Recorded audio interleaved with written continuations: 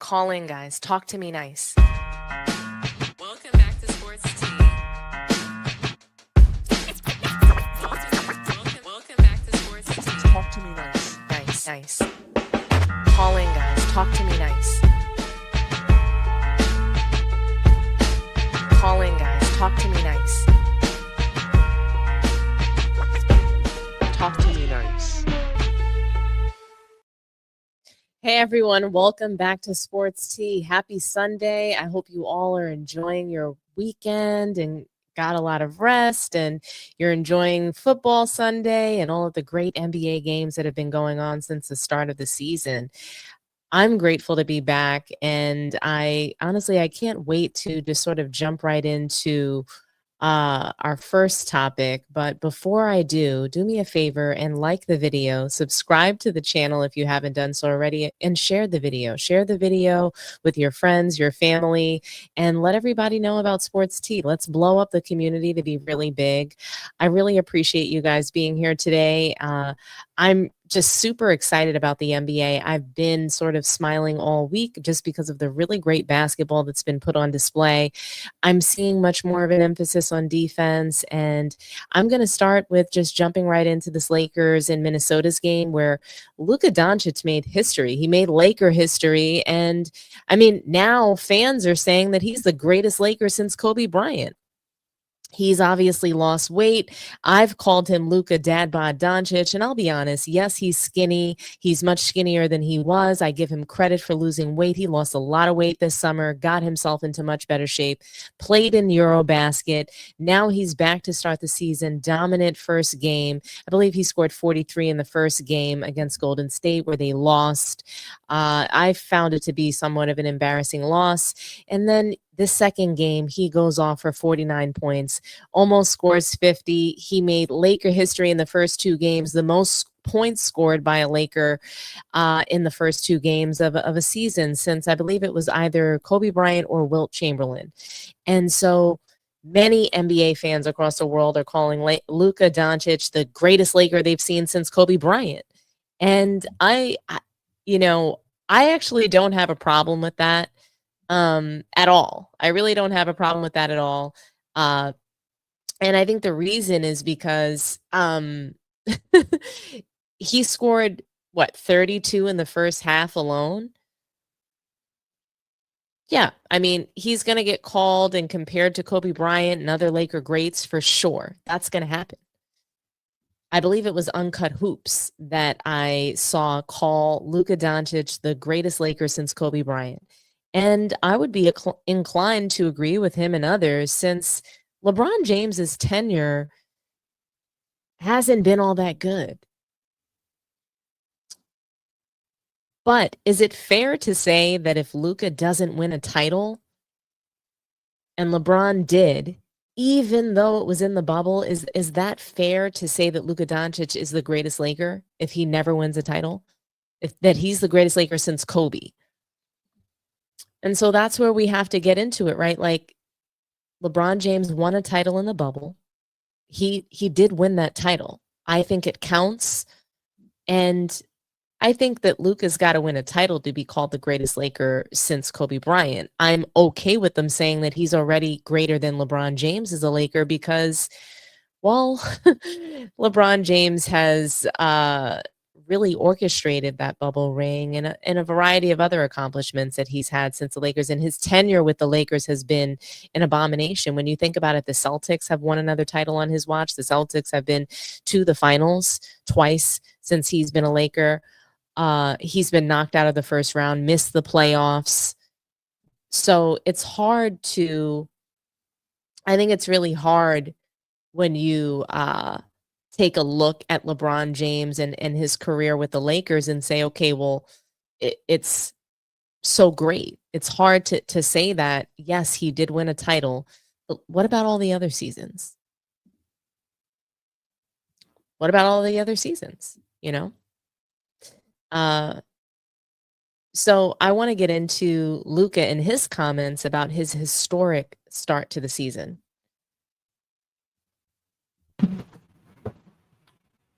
look at the statistical production kind of speaks for itself in the efficiency and where you're getting your shots from. But how JJ talked about you kind of managing the game, right? When they were blitzing, making the right passes, the rebounds. So that how did you see that kind of the whole picture for you in defending as well? Yeah, I feel like in the second half, they were trying some blitzes. I think the paint was more close, so that's I tried to obviously kind of control the game, and I think I managed that good today. A lot of times, sometimes I don't do it, but I think I managed that good. It's the first time the Lakers started the season with 240-plus point games. How about this kind of continuation from how you were playing with your natural team, feeling healthy? How has this felt to start the season for you? I mean, it's so great. We should have won the first game, but obviously it's a good comeback. I think Minnesota is a great team. We had to do a lot to win today.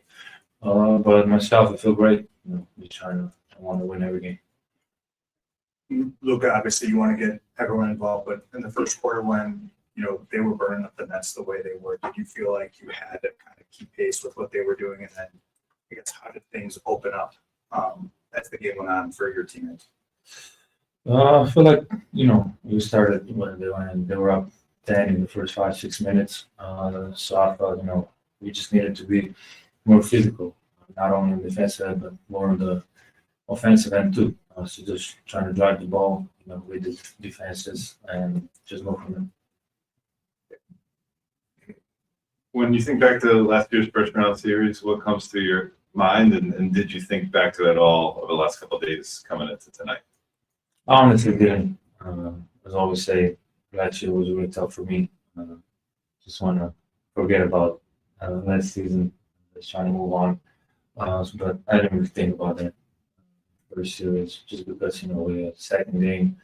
We're gonna meet them 2 or 3 more times, so it's gonna be a war every time we play them. Luka, everyone talks about the joy you play with. You did a little shimmy there after the 3-point shot. Where did that come from? Was that a Steph Curry steal, or was that Luka's steal? Shimmy? No, it's honestly because I don't know what to do at those moments. I said that before. I just do some stupid thing and I don't know what to do, and that just came out. It's gotta be better. I gotta work. Thanks, Luka. Thank you.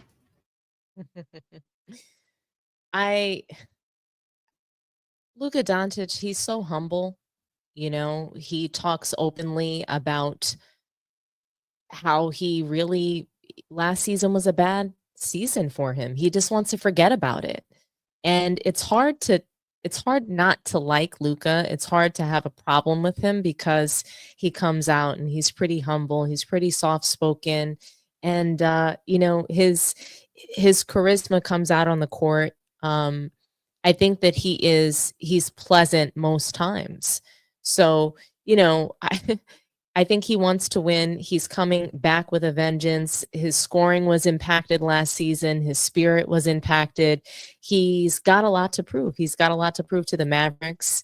A lot of Mavericks fans are out there saying that Nico is so stupid. And, everybody's saying that the Mavericks should feel dumb, that they should be regretting their decision. And no, they shouldn't. Luka Doncic might not have never gotten in shape if they didn't trade him.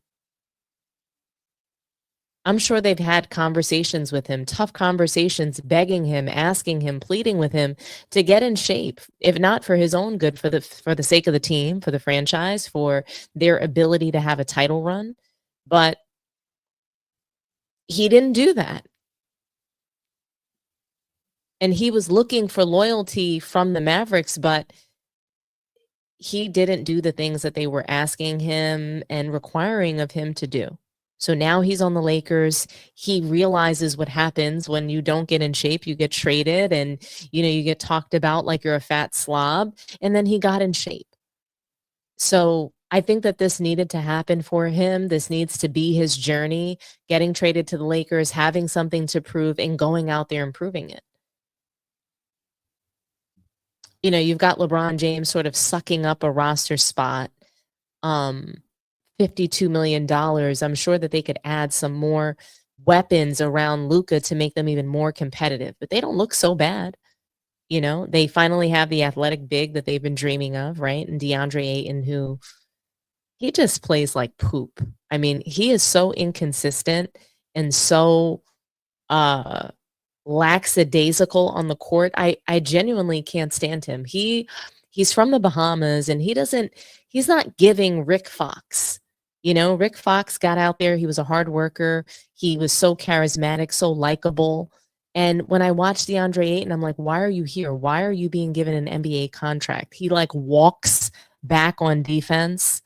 And then he's got this awful color hair now, literally looks like diarrhea.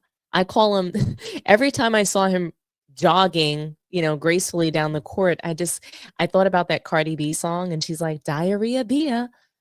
That's DeAndre Ayton to me. He's diarrhea Bia from now on.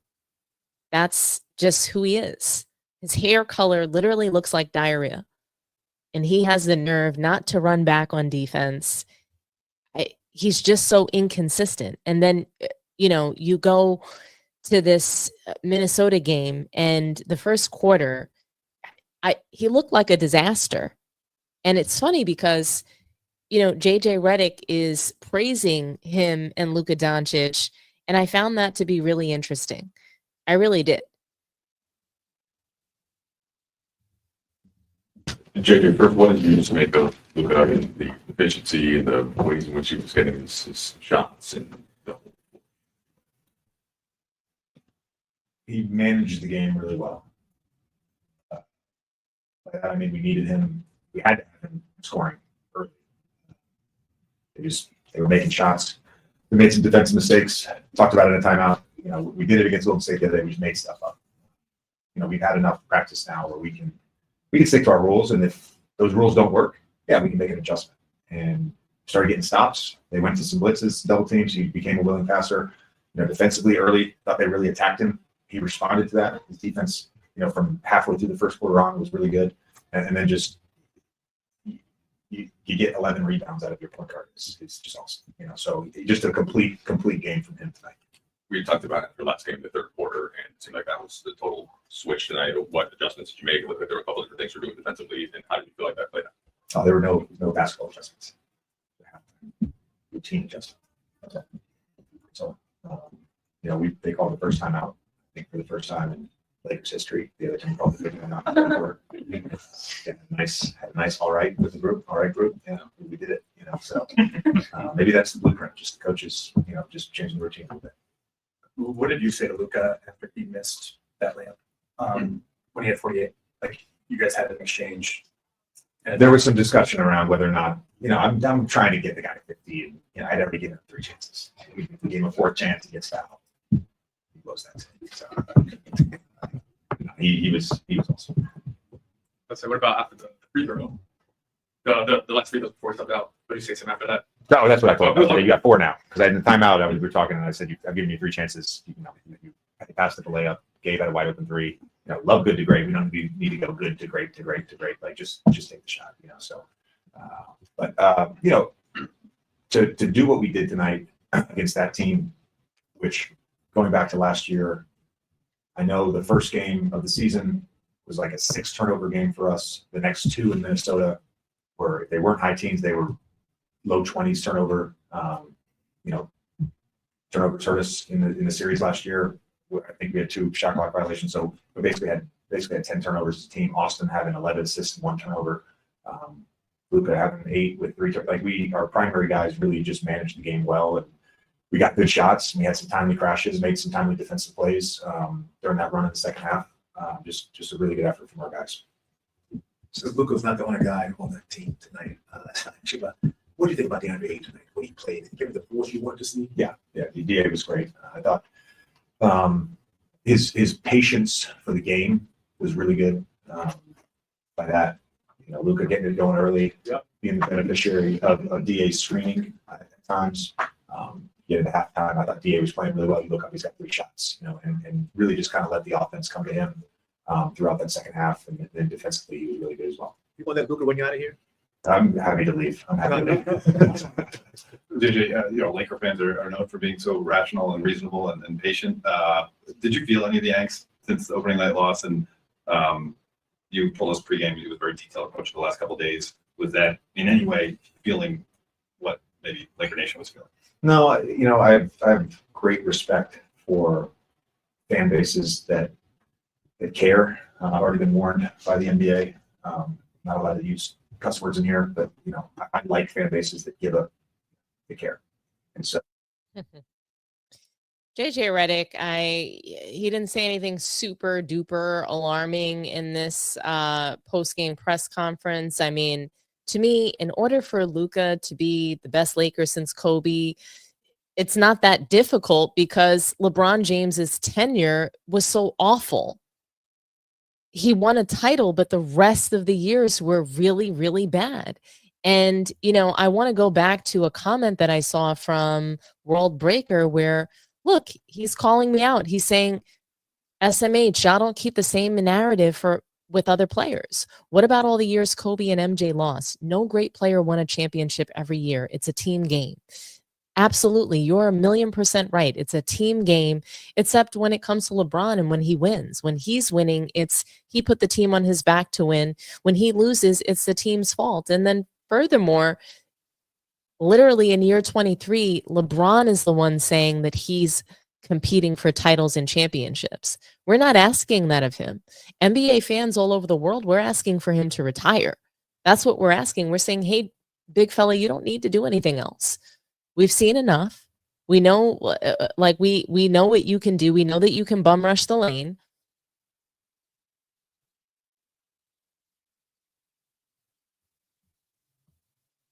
So, really, it's not the same narrative for other players. It's not going to be, because many other players they kind of leave when it's time to go. LeBron James is the person that's made, super seniors and staying well past your time. It's picking up steam. More and more players are doing it, and then poof, they're so surprised when no team wants them, and they might not have the same star power that LeBron James has to kind of stick around when really his time is up. I mean, the man's got sciatica. Guys in their 20s, guys who are really playing at a high level, they don't have sciatica. It's totally something that you get as you get older, and your body is more susceptible to those kinds of things. So yeah, I mean, I can't have the same narrative when the narrative for LeBron James is that his longevity makes him the GOAT, and that he's in fact playing at a high level, playing as if he were 25, 27 years old. That's just not the case. It's not true. And we have to stop lying about it. We need to tell the truth.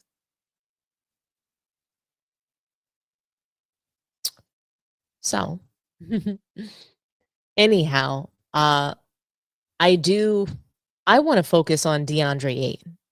Okay. That's who I want to talk about really quickly. And I wonder, because JJ Redick did some similar things with D'Angelo, with D'Lo. He spoke highly of him post-game press conference, all to sort of build him up, then just to break him down, to criticize him, to make him the scapegoat, essentially. And so when DeAndre Ayton is out there, playing like shit, not running back on defense, I just wonder why we don't see JJ Redick stomping.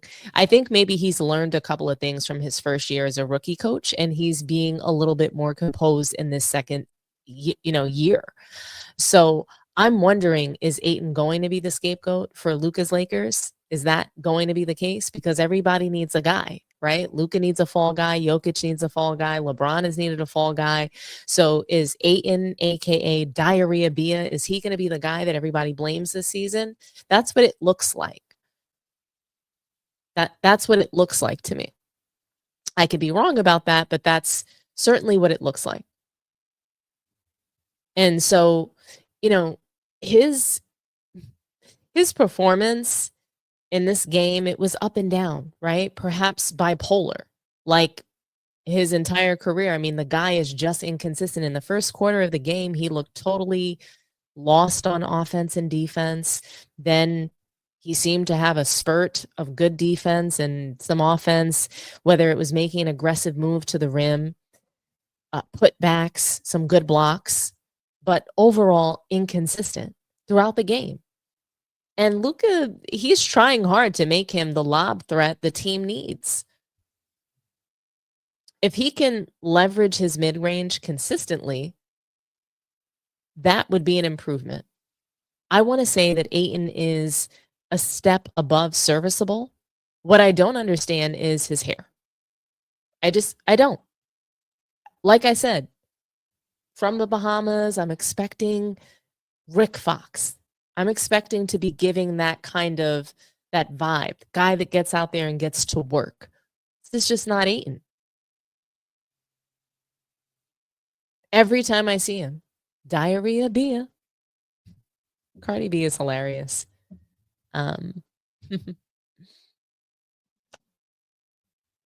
Ayton plays like poop, hair looks like poop. And there should be a picture of DeAndre Ayton when she says, diarrhea beer. But anyway, guys, I do want to move on. I want to move on to opening day because there's so much that I want to talk about there. So moving along from the Lakers T-Wolves games, I've got to address opening day with you guys. I absolutely loved it. The OKC versus Houston matchup, it was competitive. I felt a much bigger emphasis on defense, and the Golden State Lakers matchup was entertaining. I'll say this, Kevin Durant, I don't think he looked good. I don't think he played well. He shot poorly from three. He had silly turnovers. Şengün dropped 39 in the loss. They went into double overtime. It was a grueling game. Okay. And OKC won. SGA delivered. Okay. And then now you fast forward to the Lakers game. Luka went off. It wasn't enough. I think, what did he score? 43. Ayton, aka Diarrhea Bia, played like hot ass to no surprise. He didn't look good in the preseason anyway, so I wasn't shocked by his debut. He was slow on defense, just no urgency. JJ Redick had excuses, of course. No problem. That's just par for course, right? So, when you've got Diarrhea Bia, but something that most people commented on throughout the season opener was LeBron James and his demeanor, that he didn't look happy. A Lakers insider even reported that the vibes are not good between LeBron and the Lakers right now. So here's what the odd couple had to say. Several people, mostly on social media, pointed out, LeBron seems off. Doesn't seem like himself out there on the side. Jovan Buha, longtime Lakers insider, friend of the show, sometimes, was on a podcast today, a Lakers associate podcast. Of the show. He was in the building and they asked him about it. And at first he's like, I don't want to get into it. It's kind of a weird topic. But then he said this, quote, "The vibes with that situation," talking about LeBron, "have not been the best, I'll say." So again, I don't really want to go too much down that road, but he did. I thought there were times, just looking in the huddle or looking at the bench, that he wasn't as engaged as he typically is when he's out. You don't want to project onto people what you think they're feeling or acting like, but just in the observations I made of his body language was not great. And I do think it was a bit different than what has been in the past in the same situation where he's sitting out.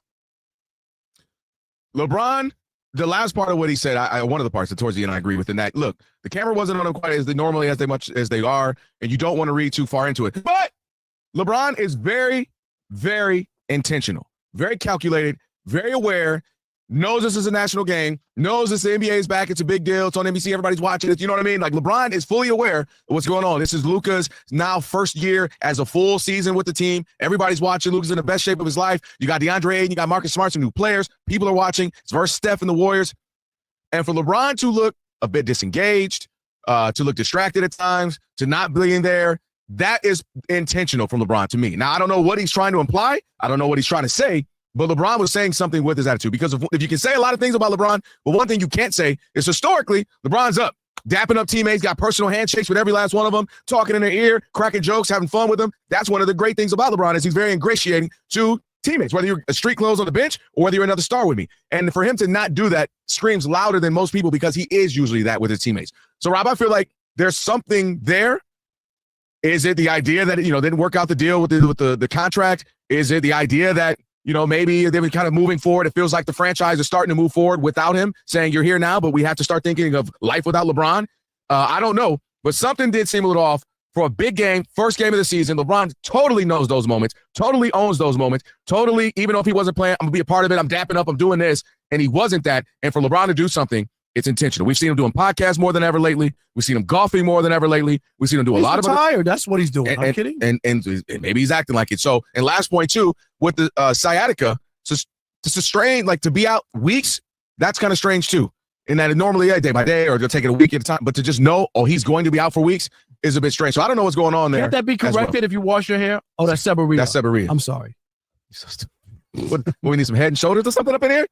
So yeah, that was someone else, real Russell Westbrook or something like, all right, whatever. Even Steph, kind of, all right, just in his own. LeBron is intentionally stand up during timeout, dapping up everybody. Stand, got a certain personal handshake. For me, I feel like, something seems a little off. There's nothing off. This is LeBron, who understands that his time has come and gone in Los Angeles, that he's not a main focal point, that they didn't even offer him, hey, an extension, and then let you turn it down or what? No, that was no contract offered on the table. This is it. You're playing it out. You're picking up your option, and then that's it. We're done after that. Players are coming in. Aiden came in. LeBron's haven't even talked to him. You know why? Because they didn't call him and said, LeBron, what do you think about? No, that was a Luka pick, right? That was a Luka. Luka wanted him or whatever. So LeBron's not dumb.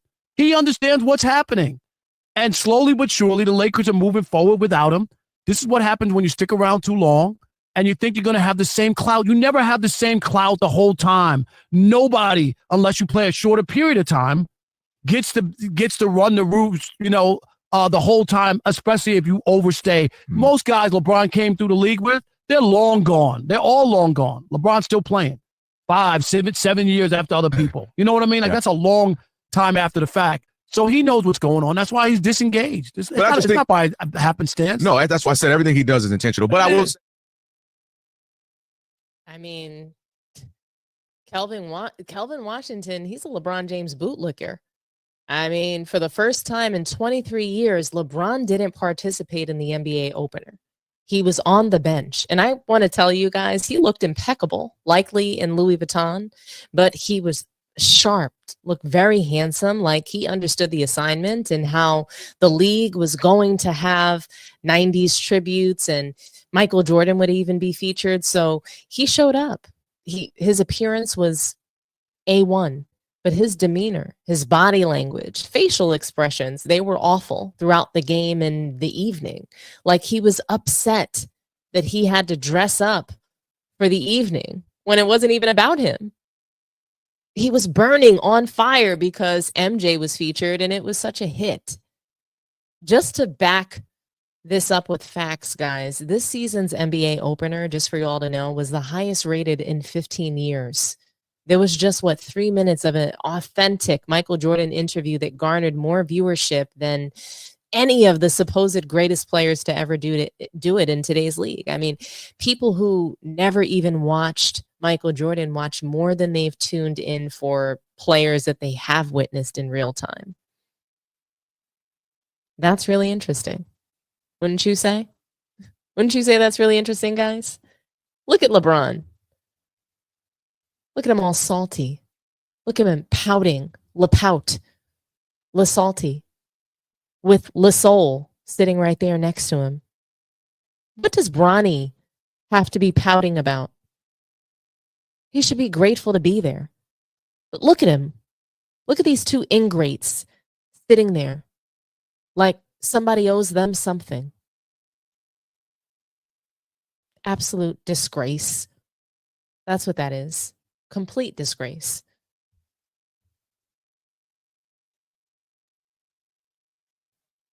Every time it's not about LeBron James, he's upset. He tried so hard to push the agenda of, we done with the 90s. He's tried so hard to erase the real 23. He wants everyone to forget about Michael Jordan. So bad. LeBron could have had his own identity, but he chose to try to steal Jordan's, and you can't fool the fans. You just can't. Can't fool the fans, man. Can't fool the fans. But LeBron James wanted to, we done with the 90s. This was him and Kevin Durant. This was LeBron James and Kevin Durant on Mind the Game. The NBA does not align with we done with the 90s. They might allow for modern NBA players to believe that they hold some sort of power. But the fact is that stars sitting out games hasn't affected their pockets. It only upsets the fans. The players trying to take whatever little control they have back hasn't moved the game forward in a real positive way. It's only negatively impacted viewership and the fan base and our enjoyment of the game. The NBA doesn't really care about what fans want. So if star players want to hang around the league for 25 years because the defense is not existent, then why not? But that doesn't mean that they are okay with disrespecting the 90s players, the legends of the game, the forefathers of this league. They're not okay with that.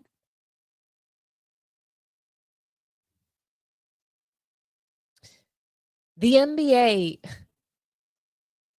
they're tired of it. The forefathers of this game are not to be disrespected. The NBA is not okay with that. Modern day NBA players cannot just rewrite history. The NBA is not okay with it. It hurt the integrity of the sport when you have LeBron James and Kevin Durant running around on a podcast saying that the late, great Wilt Chamberlain didn't score 100 points. It's disgusting.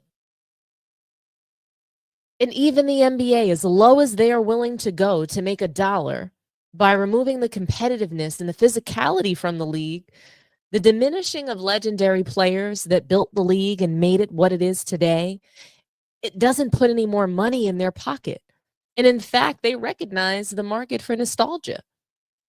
And quite frankly, the love NBA fans and even young kids have today for the 90s era, whether it be food, fashion, hair, sports, even politics, people wouldn't mind going back to that time for a variety of reasons. And the NBA doesn't benefit from a "we done with the 90s" campaign. They don't benefit from that. So, of course, they want to kill that.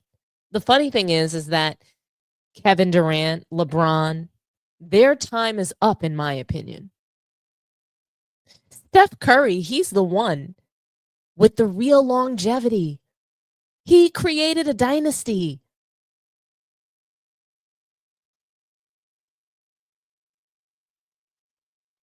And Steph Curry, he's playing with hardly any drop off at age 37. That's who's playing at a high level at age 37 with no drop off, still has the ability to win titles. I don't think that Steph Curry gets enough credit for that. He's gotten bigger, stronger in his ability to play through contact against much bigger defenders. We saw that in the game, in the OT win against Denver. Steph Curry was sensational in the Olympics, godlike, in fact. I believe that because he turned down Nike, he just doesn't get the credit for being this generation's greatest player. And so, guys, I want to move along to the biggest moment of the night for me. And that was Michael Jordan and Mike Tirico. That moment. I want to share it with you guys and we can react together. But here's Michael Jordan. It's called Michael Jordan Insights to Excellence. You never really know when you're in the prime of your career how much time you really do not have for family. That's what I have time to do now. I mean, the most valuable asset I have is time. Right. So that's probably why you don't see enough of me, because that time I'm trying to spend with family members and things that I've been missing out on for such a long time. Do you ever pick up a ball and just shoot? I haven't picked up a ball in years. No, come on. Just like walk past. There's got to be a hoop somewhere at your place. You don't see a hoop anywhere around here, right? I don't. Wait, seriously, the last time you picked up a basketball and shot it? I was at the Ryder Cup. Yeah. And I rented a house from the owner. Sure. He came over to do pictures. He had grandkids. And I was meet and greet and thank him for allowing me to stay in the house. And he had a basketball court. He says, "I want you to shoot one free throw." I said, "Really?" Now, I already paid for the house. It's not like he got to see me. So when I stepped up to shoot the free throw, it's the most nervous I've been in years. Stop it. In years. Stop it. Come on. And the reason being is those kids heard the stories from the parents about what I did 30 years ago. Right. So the expectation is 30 years prior, and I haven't touched the basketball. I hope you switched it. Absolutely. I got the most gratifying, that made my whole week, is that I was able to please that kid, not knowing if I could. So you let us bring a camera or two to your place here to talk to you about basketball. Why do you want to share what you're thinking about basketball now? It's pay it forward. You know, I have an obligation to the game of basketball, not financially. I'm okay. I mean, I think more or less from as a basketball player is to be able to pass on messages of success and dedication to the game of basketball. Still love it?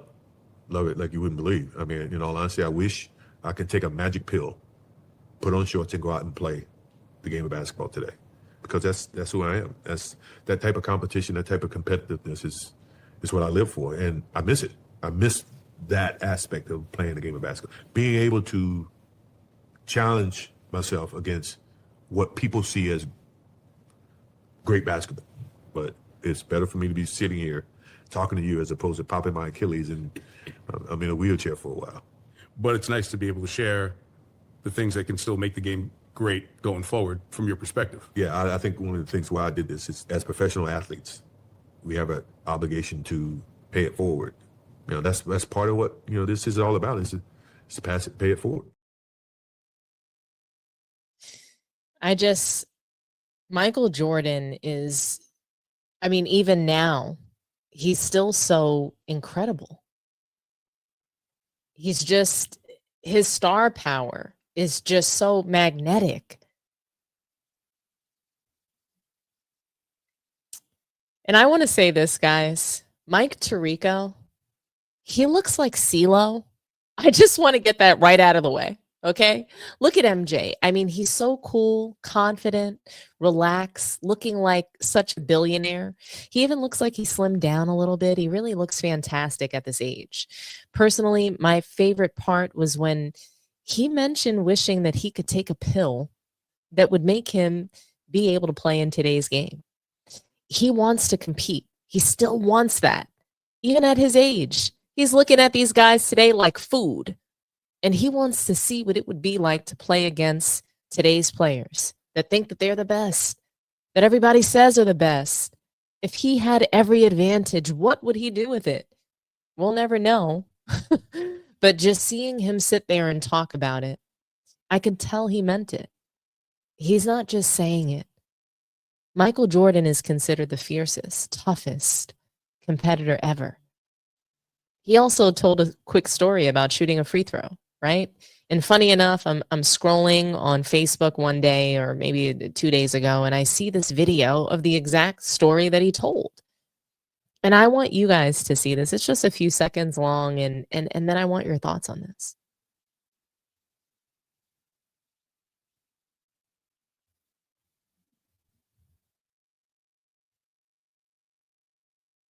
Look at him. Look at him shooting this free throw in front of these kids. Look at him. Look at MJ. He's just so happy to do it. He's just so shy, so modest. Look at him. He was basically blushing.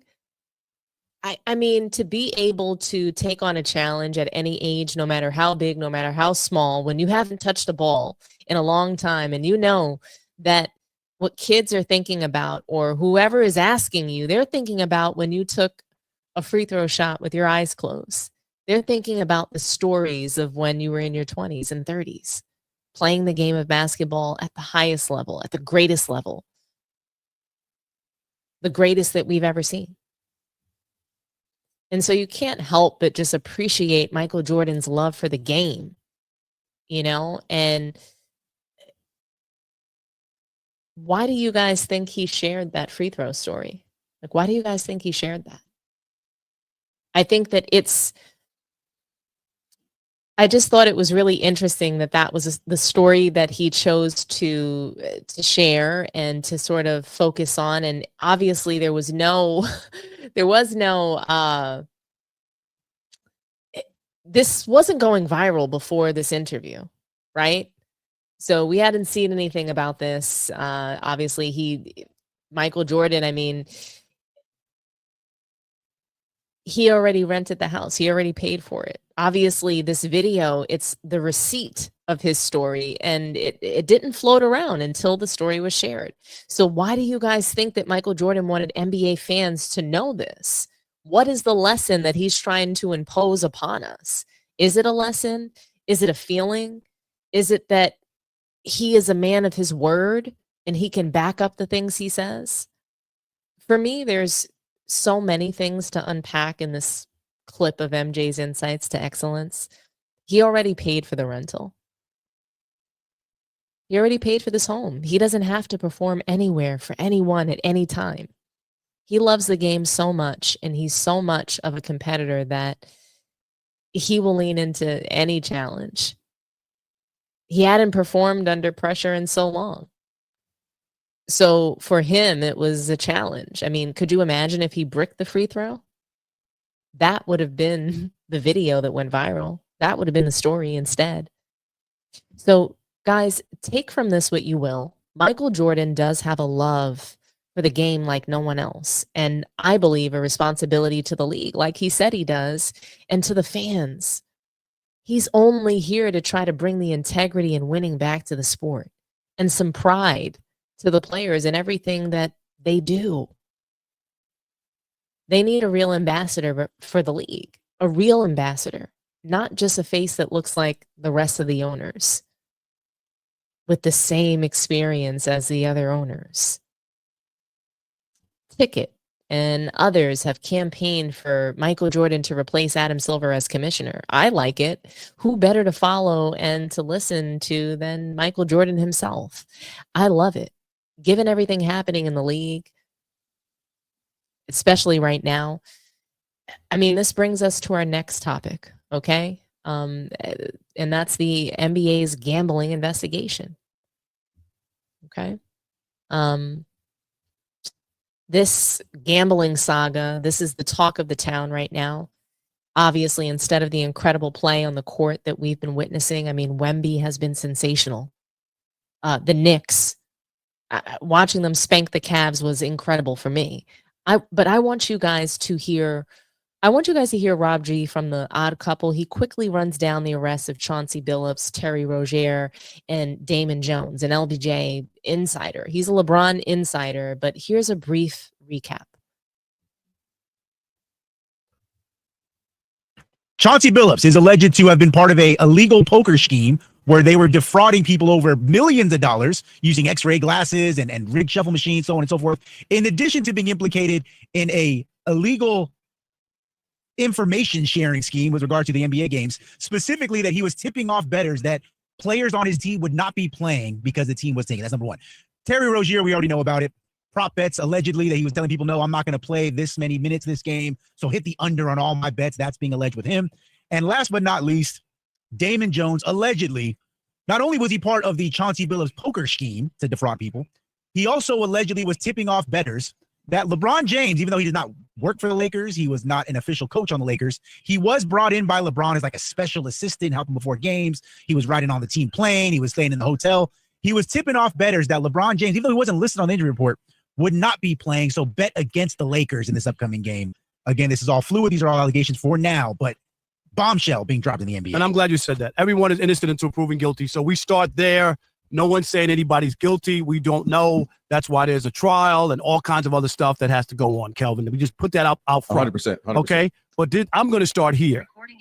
And I'm going to start here because I get it. Everyone's going to say, these guys are dumb and are stupid, right? Oh, you're stupid. You make millions. You're an NBA player. I want to pause it right there, guys. Just because, I mean, Chauncey Billups, I mean, it's just, it was shocking. He was literally coaching the night before, arrested the next night. And so Rob Parker, he's had a balanced take where, you know, most people in the media, they're sort of laying the blame at the feet of the gambling epidemic, the players of the league. I heard Charles Barkley and Shaq talk on that, Kenny as well. There's been no balance of blame to go around. Rob Parker talks about Adam Silver being at the heart of the problem. And here's what he had to say. Chauncey's in the Hall of Fame. He's an NBA head coach. He made a ton of money as a player. They're all dumb and all stupid. I'm going to lay the blame squarely on your commissioner, Adam Silver, the NBA, and all the other leagues following behind, okay? This is where I'm going to put the blame because they've made it comfortable enough where people felt like they can do this and they can be involved in it because at one time, Kelvin, gambling was a no-no. So much so, I remember them saying there'll never be a team in Las Vegas, right? There'll never be a team in Las Vegas because they're not going to do that. I remember when Major League Baseball told Mickey Mantle and Willie Mays to get lost, kick rocks. They were greeters at Atlantic City in front of a casino, right? Yep. Fans, come meet Mickey Mantle. These guys are long time retired. They were retired baseball players. They weren't even playing. They said, if you're greeters, we want nothing to do with you. You can't wear a Major League Baseball uniform. You can't come to Old Timers Day. Nothing to do with the sport. We know what baseball did to Pete Rose, right? No. Persona non grata, you're banned for life. All the other stuff. And now that's all changed. And all the leagues, I'm not saying all the leagues, we know this, they're all in bed with the casinos. We've normalized gambling to the point where people feel comfortable to even do this. We just saw last week, did we not talk, Kelvin, about the colleges allowing players to now vote, bet on, as long as it's not your game, you can bet on. Oh, okay, here we go.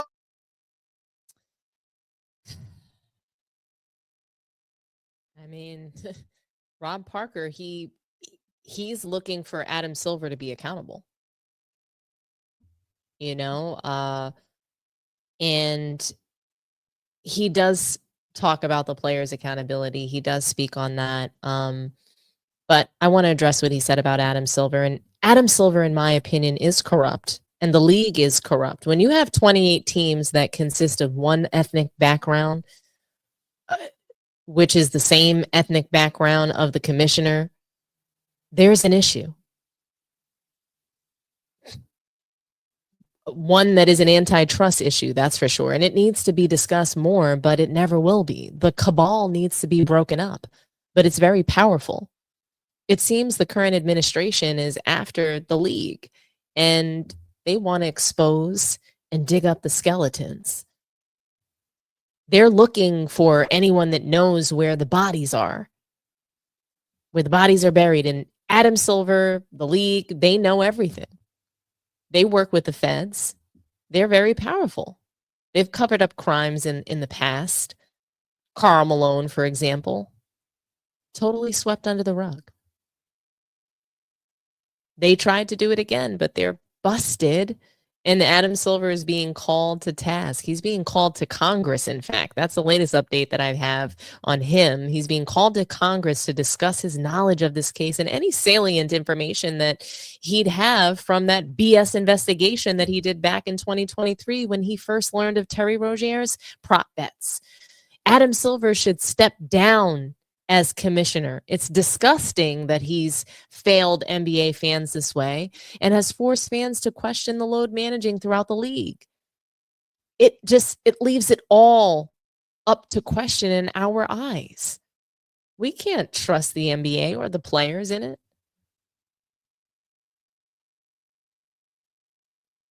Now, let's get into the discussion of the players involved. Okay, we know about Terry Rozier.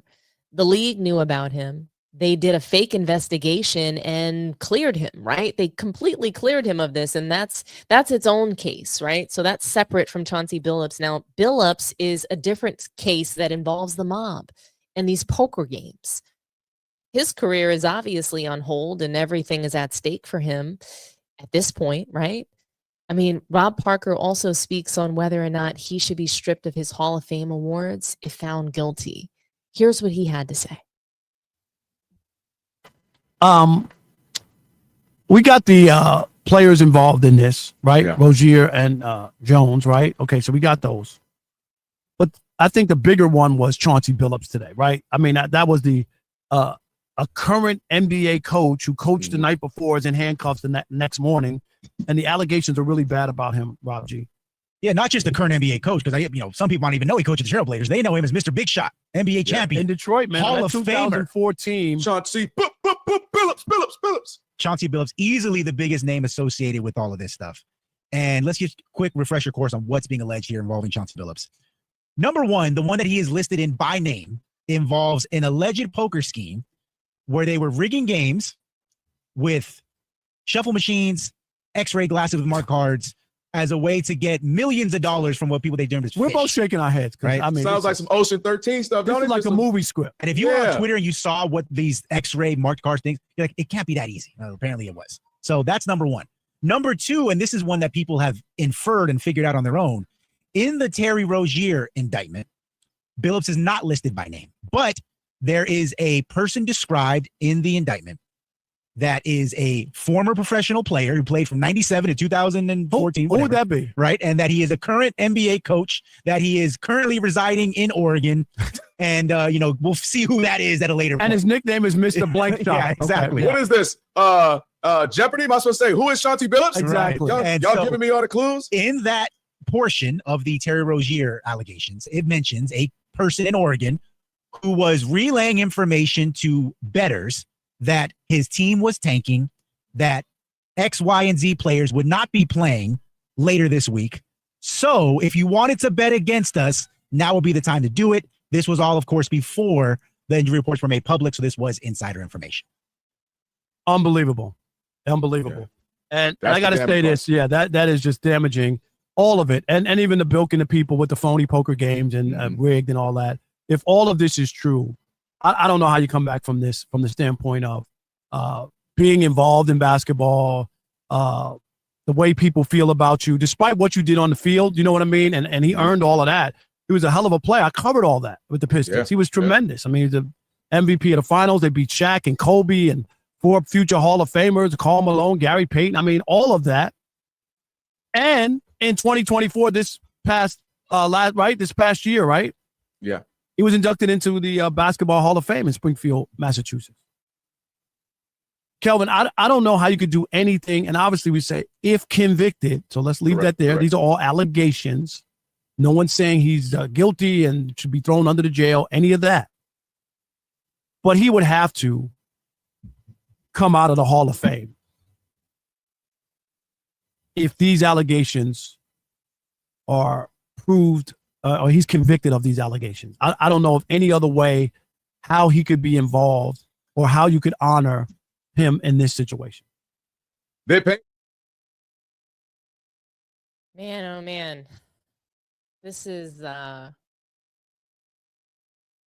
tough. This whole situation is tough, really, because the NBA basically introduces gambling to allows for players to do this. They have partnerships with with these companies. It's just they have partnerships with the casinos. Like how do you then dangle this in front of the players? It's almost like entrapment. And James, you nailed it. The NBA opened the door to gambling in general and prop bets in particular. The NBA is complicit. Why are players allowed to wear headphones pregame?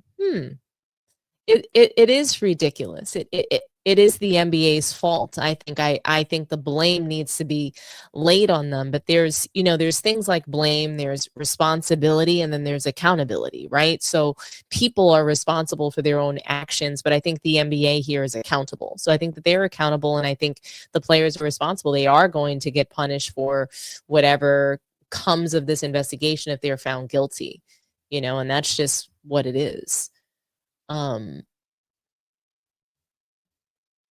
And I do think that it's a tough situation. It's a heartbreaking situation because people are getting away with so many things, and we're trying to throw people in jail for 40 years for gambling. And I get it. It was illegal, but I mean, I get it. It creates gambling and all of these things with the mob and organized crime. I mean, it creates a domino effect of other crime. It could even lead to murder, kidnapping, violence. So, it's not a little thing. And so people keep calling it a poker game. Oh, they're getting popped over gambling. It is serious, and it leads to serious. When the higher the stakes of something, the more dangerous it becomes. So the more money that's involved, we're talking about $100,000 bets based off of information that Terry Rose gave. I mean, these are serious things. These players, they're in bed with, it's being alleged, the mob. They can't tell. You tell about what's going on, you're probably going to get killed. They're in a really tough situation, these people that are involved in this case, everybody. And I think the stakes are extremely high. That much, the stakes are extremely high in this case. They just are.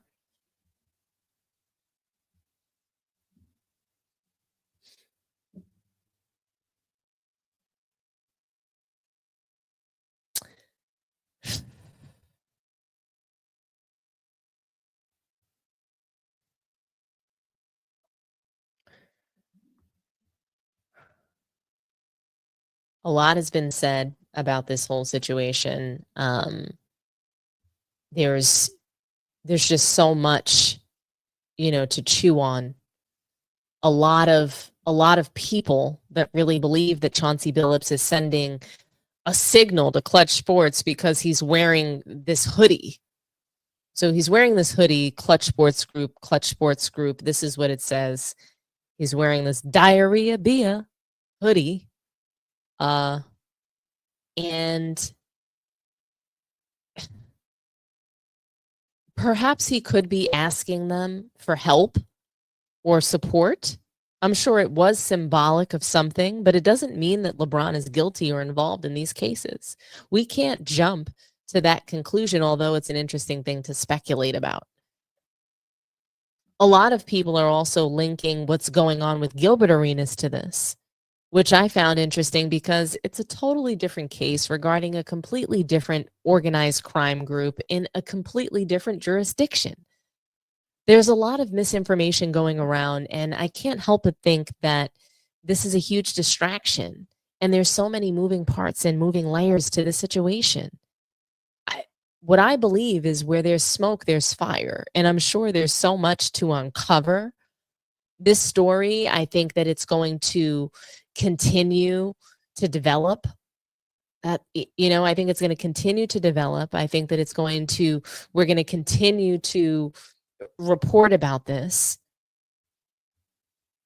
I'm going to continue to try to put the pieces together here with you all, but I don't have enough. And that's just the truth. I don't know enough. Stephen A. Smith seems to think that Donald Trump is going after the leagues. Not just the NBA, but all of the leagues. And I'm going to find out more about that soon. But speaking of Stephen A. Smith, or Stephen A. Sellout, he's been on a media tour recently. He did Carmelo's 7 p.m. in Brooklyn, and he did an explosive interview on the Pivot podcast with Ryan Clark, addressing a variety of people and situations. And he's made some headlines as of late. So he continues to bring up LeBron James confronting him courtside, and obviously everybody's going to ask him about that. So he pretty much says the same things repeatedly, but he will show up to whatever podcast or platform that he's going to, and he shows up dressed, to me, how he thinks he needs to fit in with the group that he's sitting with. And he'll add a little bit more color to his comments or give us more pieces of new information that we didn't hear from him before. And here's what he said about other people or players, in fact, having an issue with him because of his beef with LeBron. And I want to play this video for you. It is a little bit long, but this is the new information that he shared on 7 p.m. in Brooklyn with Melo and the team over there. And I mean, he's sitting there, he's got on a Jordan brand sweatsuit, and, just his demeanor is totally different, legs open, just sort of trying to relate and put on this cool swag, this sort of, I'm down with Melo and the gang. And so here it is, and we'll react together, guys. When I saw D Wade on this show with Melo, I cannot tell you how touched I was that both of them said what they said. It didn't matter to me whether they agreed with me or not. What they both said is, we fuck with Stephen A. Mm-hmm. See what I'm saying? Before anything. And so from the bottom of my heart, I appreciate it. Indeed. Because you got a lot of cats out there, including some, I'm just going to say some sorry motherfuckers in the NBA right now, that all of a sudden forgot who I was and who I've been just because of some situation with LeBron. What that got to do with y'all? What that got to do with y'all? You know, the fact that D Wade and Melo could sit here and whether they agreed or disagree with any element about us, acknowledge that, yo, man, that's our dude, man. We fuck with Stephen A. We cool with him. That's all I care about. Yep. Because we can agree or disagree, but I didn't do anything to them. Why would you have personal animus towards me because of what happened with me and LeBron? It's none of your business. Mm-hmm. You have an opinion about the incident, Mm-hmm. but to have an opinion about me when you don't even know what's going on, I'm going to remember those cats. You know me and my memory now. Yeah. You know, I ain't going to forget. Yeah. I ain't going to do nothing. I ain't going to do anything, but I ain't going to forget. Okay? And when I remember something, that I'm going to remember. See, well, but when you say that, right? What I mean by that is, People are gonna assume that you're gonna make it a personal thing no. now. Well, I'm not going to do that because Okay. they ain't worth my money. Gotcha. I'm not going to do anything lot that's of going to money. compromise. Damn right. I'm not going to do anything. I'm not going to do anything that's going to compromise me, my name, the company I represent. And it ain't just ESPN. It's SiriusXM. It's my own brand. Okay. I'm never going to do anything like that. I'm going to always make sure I maintain professionalism. But Melo knows what I mean when I say this. There's a whole bunch of cats that come to me for a lot of assistance. Mm-hmm. A lot of cats that want to get in this industry. A lot of cats that got personal stuff they want the media to veer away from. Mm-hmm. They don't want the media. You know, I ain't no damn podcast and YouTube show. I work for the worldwide leader. Mm-hmm. I work for a national or international brand like SiriusXM. You understand? I know everybody from the president on down. It's a simple phone call. I got cats on speed dial. There ain't no doubt in it because I've proven it. The contract alone proves that you don't get what I got unless you're doing good work and you got connections. That's just the way it goes. Having said all of that, I'm just saying I'm going to remember because it hurt me, because it had nothing to do with a lot of these people. And they didn't take a moment to sit up there and say, damn, Stephen A. been in this business for 30 years. That's never happened. Why now? That's all I wanted somebody to ask. Mm-hmm. But nobody asked. So you want to hate on me? Fine, no problem. Now let me get to LeBron. I don't like his ass. Not a little bit. I understand what he means to Melo. I understand what he means to D Wade, my boys. I understand it. But all I'm going to say when it comes to that, Melo is 1,000% right. This dates back more than a decade. I'm not going to go into detail at the shit this man has tried to do to me. People don't understand. You don't know. You do not understand the links this man would go to. You know, I believe he's one way publicly, he's another way privately. I believe he might not be interviewed and he might not be quoted, but the things he says and the things he has said to people, it's gotten back to me. The things that he's tried to do, if it were up to him, I wouldn't be where I am today. Did he try to get you off the You air? understand what I'm saying? I'm not going there. Okay. Figure it out. Okay. Okay? All right. Because I'm not going to find myself in a position where it can get uglier. I'm not going to do it. Okay. But I'm telling you, I'm not asking. It's some low shit. The day that he rolled up on me courtside, it was the day my contract was announced.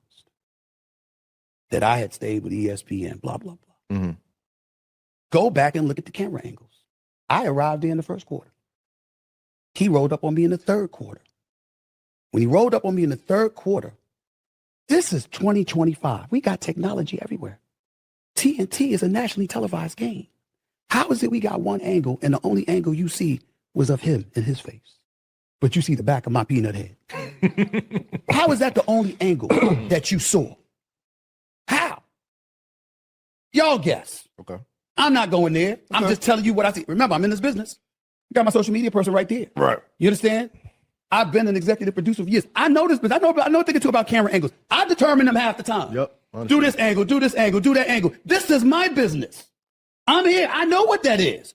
There's no way that you're in an arena, you're LeBron James, And the only angle that somebody sees is a straight up shot of you getting in my face. They see no reaction. They see nothing. And that's an accident. All right, so I'll ask you straight up. It doesn't happen. I'll ask you straight up. Do you think you felt set up in that moment? Damn right. Okay. Damn right I did. You thought he had somebody out there too? Damn right I did. Damn Okay. right. That's how I feel.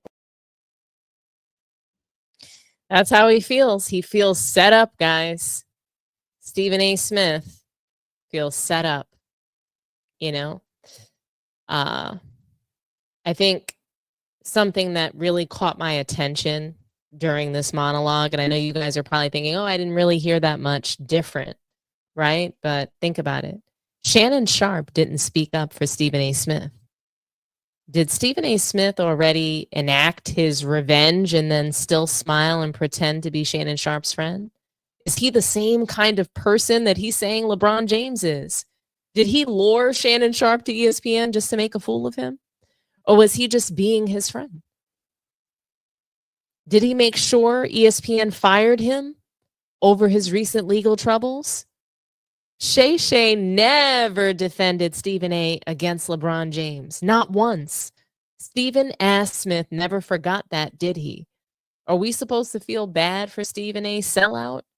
I don't think we can give all, I just don't think we can, given all the things that he's done to black athletes to hurt their contracts and careers for years. Stephen A. Smith then runs his mouth on the Pivot podcast where he's dressed down in inexpensive high neck white tee, pretending to be down to earth like Ryan Clark. He's such a chameleon, and Ryan Clark is so lovely to be around, and he sees the good in everyone, and he brings, he just brings people around him, and he tries to see just positivity, right? And he's falling for Stephen A. Smith and trying to, in his way of trying to relate and win people over. And I think actually he did a good job with this interview. And if it weren't for the fact that I've seen him and we've seen him on multiple shows and on his own network show every day, selling his soul to his network bosses, I mean, I'd almost believe this act. Oscar-winning performance for Stephen A. Smith. But I want to play this for you guys, and we'll react together. I don't like his ass. And he don't like me. And I'm good with it. How hard do you think it'll be for people to be able to see it in that light when you are the normal Stephen A. as you are analyzing the game, talking about what surrounds NBA basketball? How do you expect people to receive when you do say something negatively about him, though? Honestly speaking, I apologize for saying this. I don't give a shit. I don't care. Because my record speaks for itself. I got 30 years. I got 30 plus years in this business. A lot of talking about LeBron happened in the aftermath of all of that. I talked about you when you went to the playoffs. I talked about you when y'all asses got smoked in 5 games by the Minnesota Timberwolves. You know what I'm saying? When Ant-Man walked outside the Crypto.com arena, walked down the streets talking about you. You understand what I'm saying? I said, I talked about the Lakers and the moves that they made when they extended Luka. I talked about when you opted in and I gave you your respect and your compliments when it's due. I've done more for him than he'd ever do for me. You know, I've accomplished a lot in this business. Okay? I'm a black man that's done it. I come from the streets of Hollis, Queens, New York City. I grew up poor. You know, government cheese and bread and all of that stuff, the kind of stuff these athletes talk about what they went through, I went through. And I ain't have y'all game, but I'm living well. I made it. I did my thing. You understand? Do you hear them giving us our respect? No, because the mentality is, who the hell are y'all? You see what I'm saying? Why? Because even if we're complimentary about you, excessively so, we're a pawn, we're a stooge. You know what? You got us in our pocket. You got us in your pocket. If we're critical of you, we haters. All right? We can't win. Well, guess what? I found a way to win anyway. So this is what I've done. And so, you know, what you see is a different culture. That's a conversation we never get into it really about in professional sports, but primarily the NBA, where you got cats and they go at NBA players and stuff like that. Like, you know, you bring up LeBron. You ever see LeBron go at a white boy? It's called what it is. You ever see him do that? You ever see, you saw him come at me? Closest you ever came to seeing him do something like that was when he called out Brian Windhorst. What you calling out Brian Windhorst for? The man covered you since junior high school and has praised you repeatedly. And you use the Pat McAfee situation to go at him. You understand? And that's the only time you ever see LeBron James, you know, really go at somebody white. I'm going to call it what it is. You know, so we understand each other. You know, I understand a lot more. And I'll tell you, I'll divulge to my boy and his boy right here. You know, when I did my monologue for 17 and a half, 18 minutes, the day after he decided to go on Pat McAfee's show, all right? And I said what I said and meant every syllable of what I said. Immediately after, I was informed that we won't be hearing more from him about me. That's what I thought. That's what I thought. Because I got receipts. Anytime, any place, anywhere. It's not just him. I pride myself on being a fair-minded individual, being professional, but I'm also a proud black man. And I know not only what I've done, what I've tried to do for black men in our industry, black men in the world of sports, covering stuff the way that I do. I might have to call you out sometimes. But you know why I'm calling you out? Because there's a whole bunch of other black people I got to look out for, and they can't make the same errors you just made. Because if they did, it would ruin their life. You're ultra talented, so you can get away with it. So I can talk about how wrong you are, but I need to use you as that example because I got a bigger vision. And the bigger vision is to make sure to shield cats from making those same kind of mistakes that will end their careers. You don't have to worry about that because you're too talented and gifted, and you've already achieved so much that you don't have to worry about that. But do they look at it that way? Do they look at the big picture? No. Why? Because they want to hate on you. I've been in this business for over 30 years. There is not a single athlete, a single executive, a single owner. There is no one associated with sports that could tell you they came up to me and said they want to talk to me. They picked up the phone and said they want to talk to me. And I refused to talk to them. And that after talking to me, if I got their perspective, I got you. Because I don't have to agree with you. Yep. But if you're man enough to talk to me and give me your perspective, I have an inherent obligation professionally to make sure that I contextualize your words properly and I present them in the fashion that you asked me to do that. When that doesn't happen, it's because these cats refuse to talk to me. And if you refuse to talk to me, why? What's the reason? Could it be because you don't have an argument? Could it be because you can't sit before me and put your facts up against mine and have a discussion man to man? Because if I'm wrong, I'm going to say I'm wrong. And I've proven throughout my career that if I'm wrong publicly, I'm not going to apologize privately. I will come and apologize publicly. See, with somebody like LeBron, you ain't getting no apology. I'm too little. I'm too meaningless. I'm too insignificant for somebody like him to be man enough to say, yo, you really didn't do that to my son. You were really calling me out. I was the one that, whether it's getting him into the draft, getting him drafted by the Lakers, having him brought up from the G League, putting him up against Tyrese Maxey in the first quarter on a night after he was in the G League the night before. I didn't call those things out until that last part happened. I didn't say anything when he's a McDonald All-American and he was only averaging 14 points a game. I didn't say anything when he went to USC and he had the heart ailment and people were speculating about why that was. I didn't say anything when he said he was entering the NBA draft. I didn't say anything when he ended up getting picked by the Lakers. I didn't say anything when he was there opening night with the Griffeys, Ken Griffey Jr. and Sr. celebrating. I stood up and applauded. That's a great moment. I thought it was a great moment. And most importantly, I thought LeBron James deserved it because he did so much for the league. I said the league owes him this. Whatever he wants. If that's what he wants, that's what he wants. And the money, he's underpaid. So I don't care what his son getting paid. Go for it. I think his son's going to end up being a good pro. He keeps working on his game. I said all of these things. It's just that after one night in Philly, I said, wait a minute now. Now you asking us to ignore doing our job. We saw what we saw. He's not ready yet. That doesn't mean he won't be ready. And because of that, you caused this whole brouhaha? Nah, we're not backing up from that. No, nobody is getting me to back up from that at all. LeBron was wrong.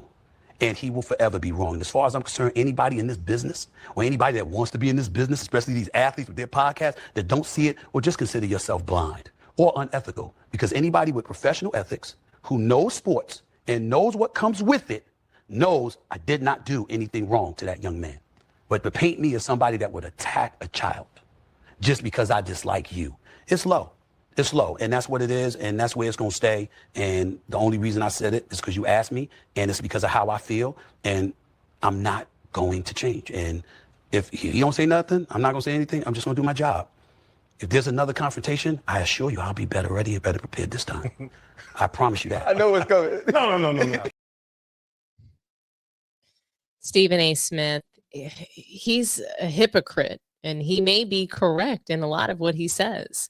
We still have to consider the source when he's speaking. And sometimes, I say this often, sometimes the message can be right, but it comes from the wrong person. Right message, wrong messenger.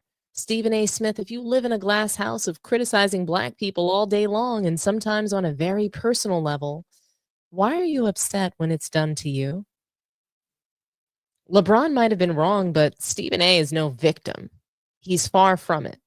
Now he wants to do a second tour to say all the things he felt like he should have said, before, like all the things he should have said, he wants to get it out. That's why he's doing a second tour. Like, oh shit, I forgot to say this. When you get into an argument or a spat and you keep replaying it and you're like, oh, I should have said this. oh, I should have done that. Or, well, if this happened, I would have done this. You know, you get into a fight, you get beat up, and you're recounting it, like all the things you should have done or could have done differently to win the fight or to win that argument, right? And so that's what I feel like Stephen A. Smith is doing. He keeps bringing this back up because he feels like he left something on the table. He feels like he didn't eat enough when he came out torching LeBron James and all of his failures. You know, it's like he wants to inch his way to exposing LeBron more and more. We all want the truth. We all want Clutch Sports held accountable. Say what you know, Stephen A. Smith, or shut the hell up. He claims he's not backing down. Then what are you saving it for? Are you waiting for the Balco story to drop? Are you waiting for the Balco story to get real legs in the media? What's holding you back? Don't blame it on the network because you keep coming out and talking about it. So it's kind of like, and it's funny because brother Juma, you nailed it. Woulda, shoulda, coulda. I say coulda, woulda, shoulda, houlda. That's who Stephen A. Smith is in this second Taylor Swift tour of talking about LeBron James again. But Stephen S. Smith, you know, he does go on to say some more things. And before like we get into that, I mean, what do you guys think? You know, were Stephen A. Smith's comments on the Pivot podcast hypocritical? I want to read a couple of comments from you guys before we get into some more comments that he made. And I just think it's interesting to me how LeBron James attacks him, and all of a sudden Stephen A. Smith is a victim. When he gets to attack Black politicians, he gets to attack Black athletes, and I've never seen him apologize. He has a fake apology to Kyrie Irving, saying that, like, you know, he wound up being right about the vaccine, but he's only saying that because it supports his political position now, and he's trying to rope Kyrie into that side of things. And I just think Stephen S. Smith is shameful. Stephen A. Sellout is a complete joke. It's hard to take his political commentary seriously, just as it is hard to take his sports commentary seriously, because he lies and he caps and he, you know, basically makes things up to try to qualify his opinions. And it's really unfortunate. And he's a liar. He's a liar. He's a sellout. Extremely difficult to trust. You know, I wouldn't trust Stephen A. Smith as far as I can throw him, but he does go on to say a few more things, and some of which I agreed with, and others that I felt like, again, he needed a qualifier for the criticism. So here it is, and this is the last Stephen A. video for tonight. It's not as long as the other one, but here we go. You almost beg people to hold LeBron accountable, ask him about the truth. What do you mean when you say media members, other people, hold him accountable for the truth? What are you saying there? You do one thing in front of people, and you do other stuff behind the scenes, and they ain't consistent. You don't like me because you see me calling it like I see it. You're not Michael Jordan. You're not the GOAT. You did choke in an NBA Finals. 4 consecutive fourth quarters in an NBA Finals. This man was scoring 4 points. One game, he scored 0 points. In the NBA Finals, fourth quarter. With Jason Terry or J.J. Barea guarding you. There is no explanation for that. To anybody who knows basketball, that's a choke job. You overcame it. Major props to you. You've elevated yourself from the time that LeBron James won the championship against Oklahoma City. Throughout the rest of his career, you can make a legitimate case of the GOAT argument with him against Jordan. But we get to piggyback off of the previous stuff that happened prior to that. Michael Jordan was averaging 30 10 times in his career, played all 82 games 9 times, 9 times an all-NBA first-team defensive player, a defensive player of the year, okay, a 6-time champion, a 6-time NBA Finals MVP, a 5-time MVP of the league, And in your 22nd or 23rd year, you still chasing. Now, I don't know about the rest of y'all, but I think it's obvious who the GOAT is, in my estimation.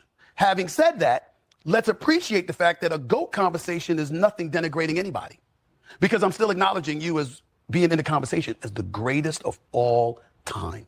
So we understand that, right? So we get that out the way. But I also never looked at Michael Jordan and said he choked in the NBA Finals.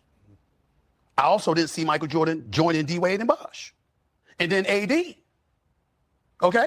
So I didn't see that. I'm sorry, Kyrie and Kevin Love before that. I didn't see that. Okay? So I get to look at that and deduce that's my definition of a GOAT. And most people who watch the NBA would agree with me. Okay? If you want to disagree, fine. If you want to pretend you disagree, fine. Because this is an incredibly influential figure who is somebody that a lot of people believe if you associate with him, you could capitalize off of that exponentially because he's successful, he's connected, he knows things, he can help people, et cetera, et cetera. I got that part, but that don't mean you should avoid acknowledging and recognizing the truth. And the truth is that that's what it is. And so I look at it from that standpoint, and that's where I'm at with it. That's where he's at with it. I mean, again, Stephen A says some things that are true, and then he loses me with LeBron James is the second greatest player, right? I mean, I just can't get jiggy with that. You know, he tortures him about failing and choking in the finals, right? I mean, we get all that. But it's just like, you don't have to lie about where LeBron James is ranked in order to have an opinion about him. Stephen A. Smith doesn't believe that LeBron James is number 2. Does he talk about him like he's the second greatest player of all time? No. You don't talk about someone being the greatest finals failure in history, the greatest failure in finals history, and they're somehow the second greatest player that you've ever seen play the game. No, it's a lie. Stephen A. doesn't believe that. LeBron doesn't believe that. That's why he hates him so much, because LeBron knows that Stephen A. doesn't even mean that. He's just saying second because he knows he's going to upset LeBron. Because for LeBron, second might as well be last.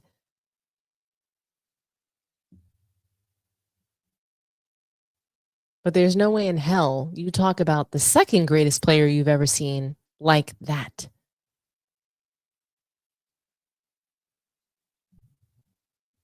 You cannot lose the most finals in history and be considered the second greatest player that we've ever seen. I don't even think Stephen A. Smith believes that LeBron is top 5 or top 10.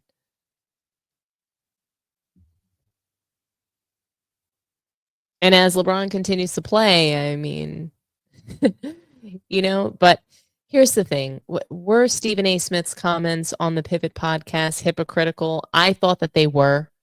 I thought that they were extremely hypocritical. I think that he attacks Black people all the time with zero regard for them, for their career, for their livelihood, for their family.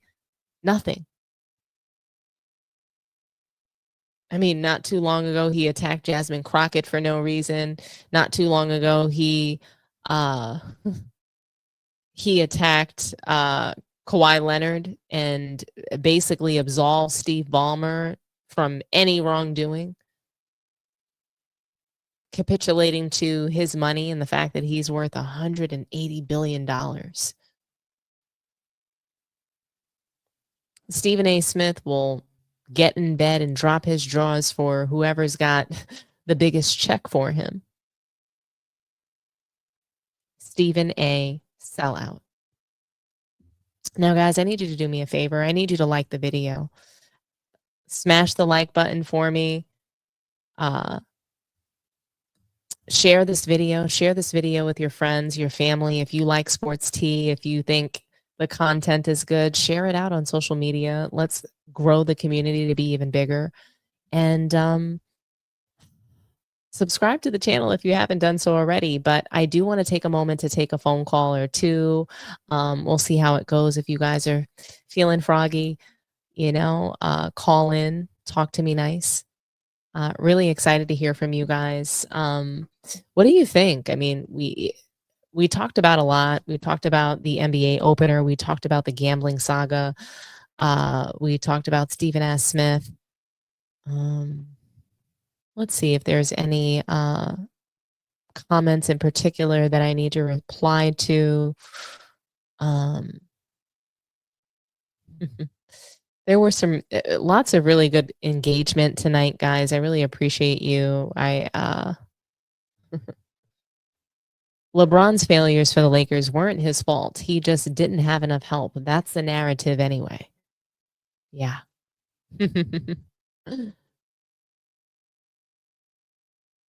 LeBron's sciatica is going to heal suddenly. I'm sure it will, with Luka being out. So Luka, he's sidelined for about a week. The Lakers are going to check back in on him, obviously. I believe he sprained his finger. And so we'll see. We'll see what happens there. Salute to you, Brother Juma. Salute to all the moderators in the chat holding me down. Really appreciate you guys. Brother Juma, Diarrhea Bia, another sports tea classic. Honestly, every time I see his hair, that's what I think of. Diarrhea Bia. James, Luka didn't get in shape. He got the jab. Who knows? He probably is on tirzepatide or, who knows what he's on. He's probably on Ozempic, one of those fast weight loss losing shots. Never know, right? What else you guys got for me? From Miguel. Miguel says that AD is the best Laker since Kobe. You're probably right about that. I mean, the difference, I think, why we can't compare him to a Luka Doncic or to a LeBron James is because he was not viewed as the first option. He was not viewed as the leader of the team. So even though he had all the media blame and pretty much finger pointing, he was never revered as the guy that won the Lakers the title. He wasn't the Finals MVP. So it's really it's tough to say that he was the greatest Laker ever, even though with my own two eyes, he had much better performances than LeBron James. Sciatica, Miazica. Love it. Yes, I did watch the interview. You probably messaged that before we got into the topic. But Chauncey walking to court in clutch merch. Gotta love it. Clutch and proud. Yes, he was. He was certainly clutch and proud for that moment. Salute to you, Pizza Time. Really appreciate you being here and watching the stream. Thank you to everybody. Salute to everybody in the chat right now. It looks like we have our first caller. Thank you for calling Sports Tea. Talk to me nice. Talk to me nice. Beebs, Doms, Brother Juma. Hey, Brother Juma. Talk to me nice. What do you want to cook on? Oh, anything and everything. Whatever. Choose one. It's a mess out there.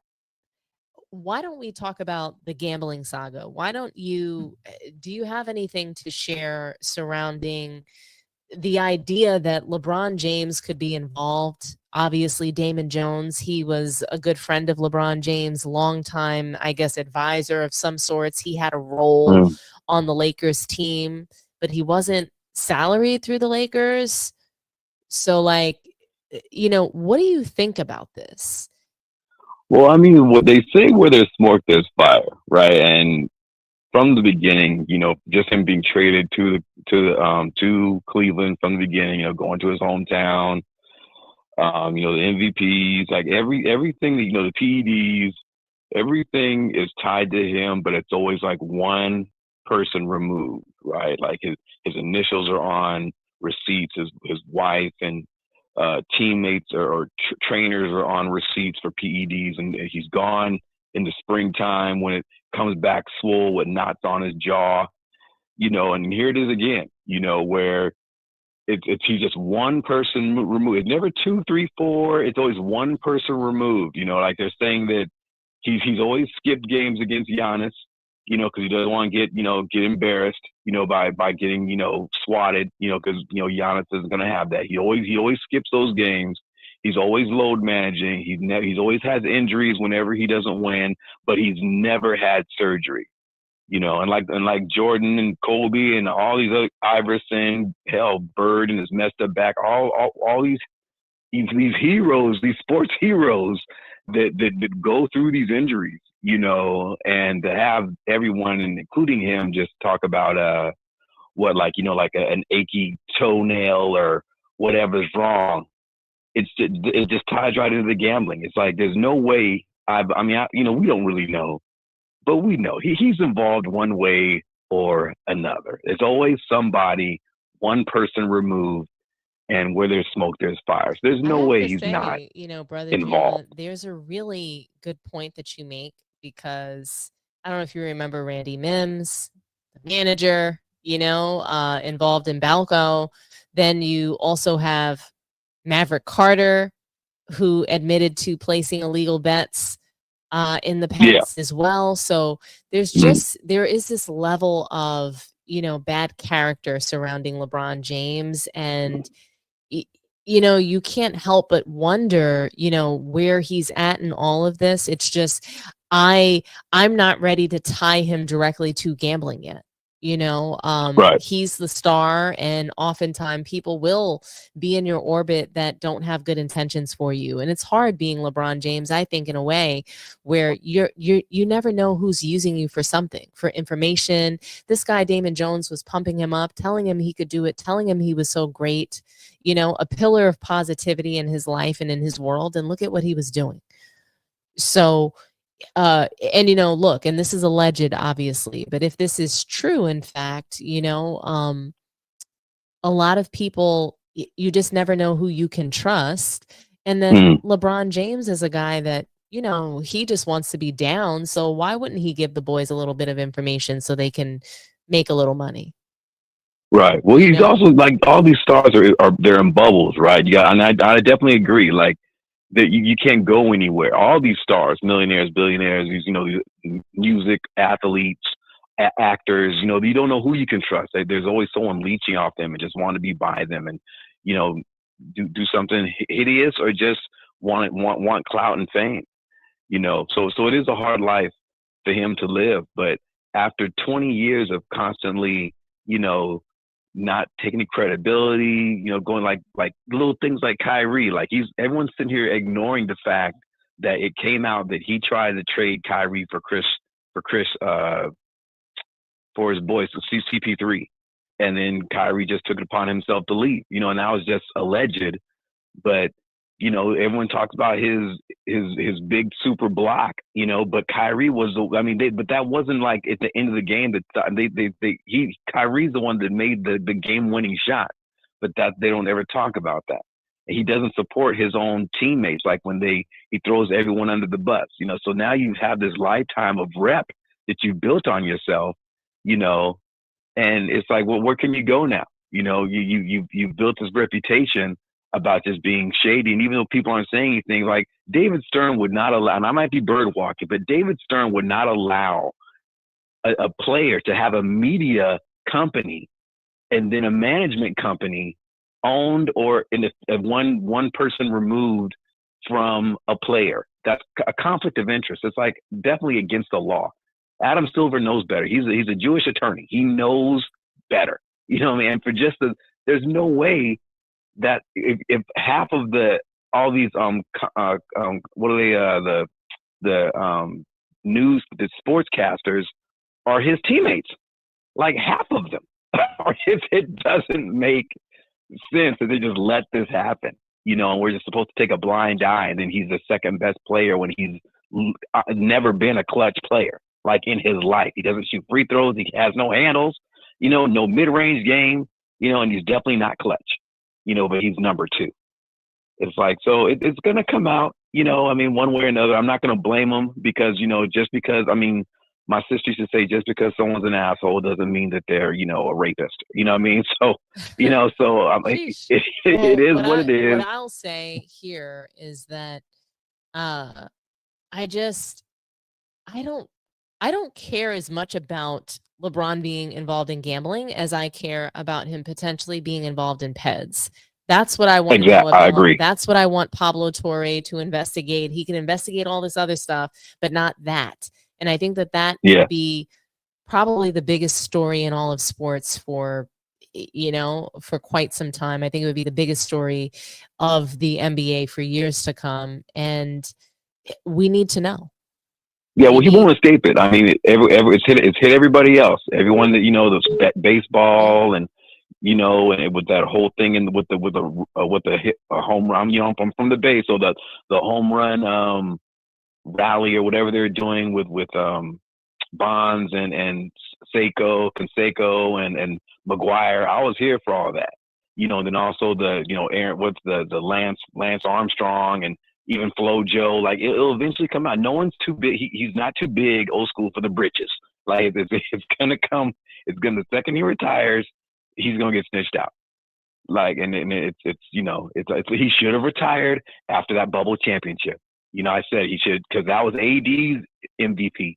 When he went to the Olympics, that was Curry's MVP.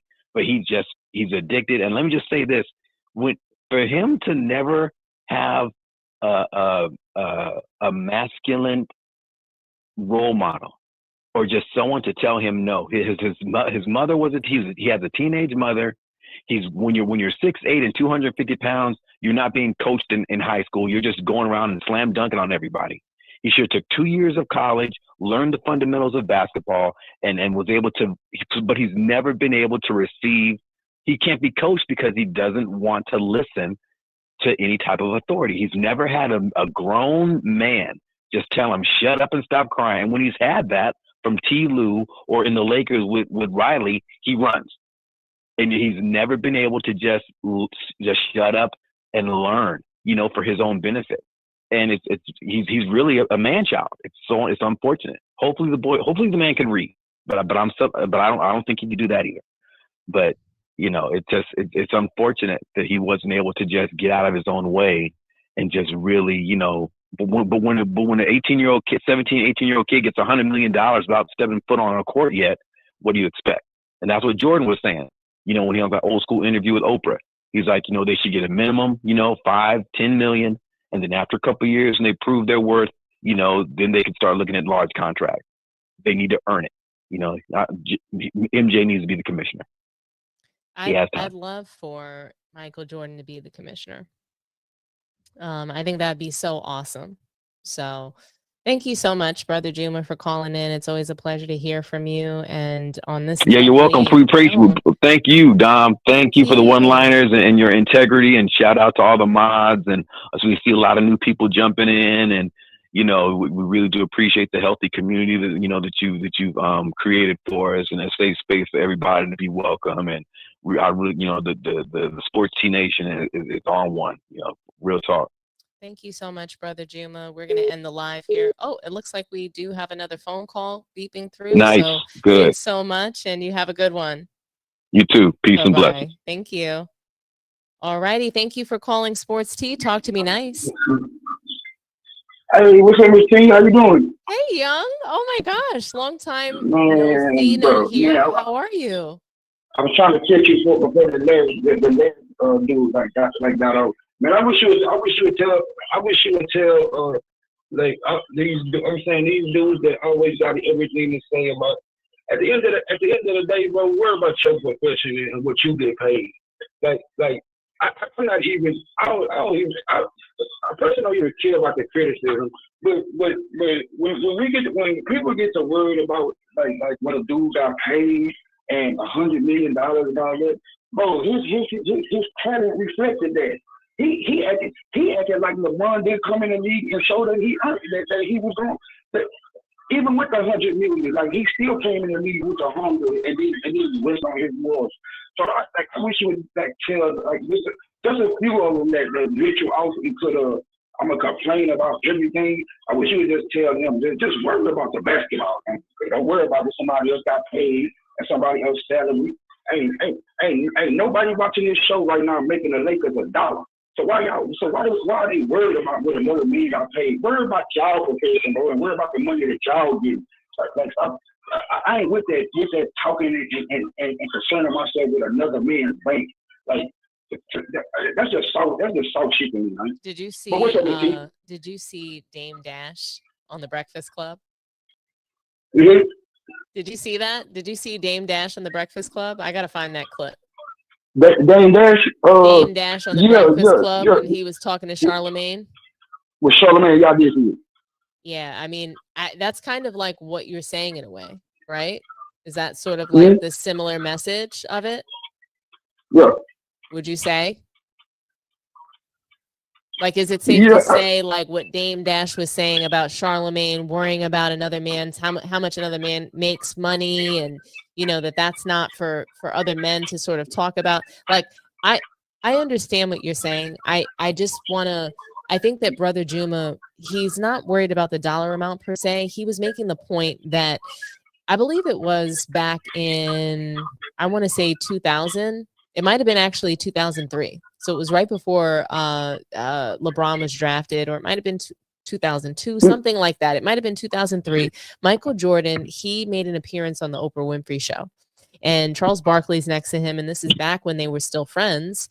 And he's talking about players getting large contracts before they even go into the NBA, saying that, simply that it's a dangerous game, saying that it's a dangerous game, Young, because basically you haven't proven anything. So you have to play up to a hype, that you're getting without having proven yourself. And I think, there's a lot to be said there. To me, it's less about the dollar amount. It's less about 100 million, a billion. To me, it doesn't matter what the number is. But when you're given high praise and high dollars, right, when you haven't yet done anything, it's going to garner a lot of criticism.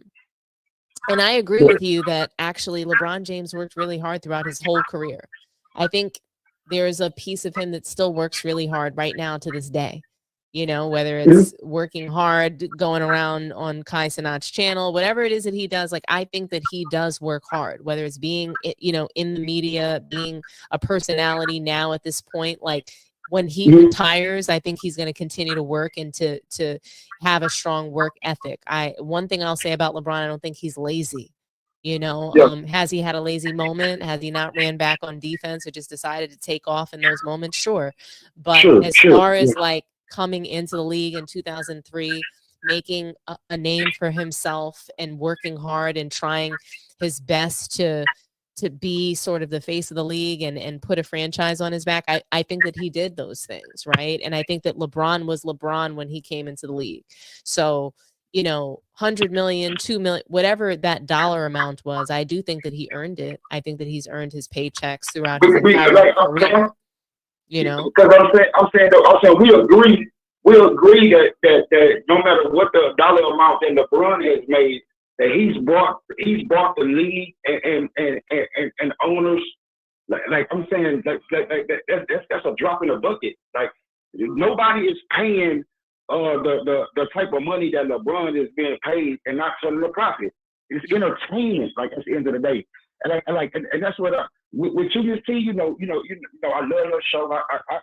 I love how you, even your opinions, because it takes heart and it takes a lot of moxie to step out there. And I'm saying I said if you was a guy, so I give you more credit and more kudos, knowing that you're not, and you still have that same type of moxie. But a lot of these guys, like they to me, they don't know how to interpret or how to break down what you're saying.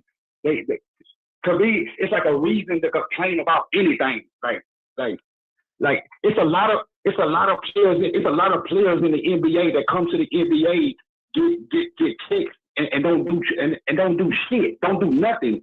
So if we're gonna talk about LeBron, like, I don't think it needs to be nothing about the money that he's made, nothing about what he's getting paid. Like, we want to talk about his performance, him not coming through in certain moments. I respect that, but like all this other stuff, man, like Like, I'm just saying, look, dudes need to get a life, man. Like, stop worrying about this man so much, man.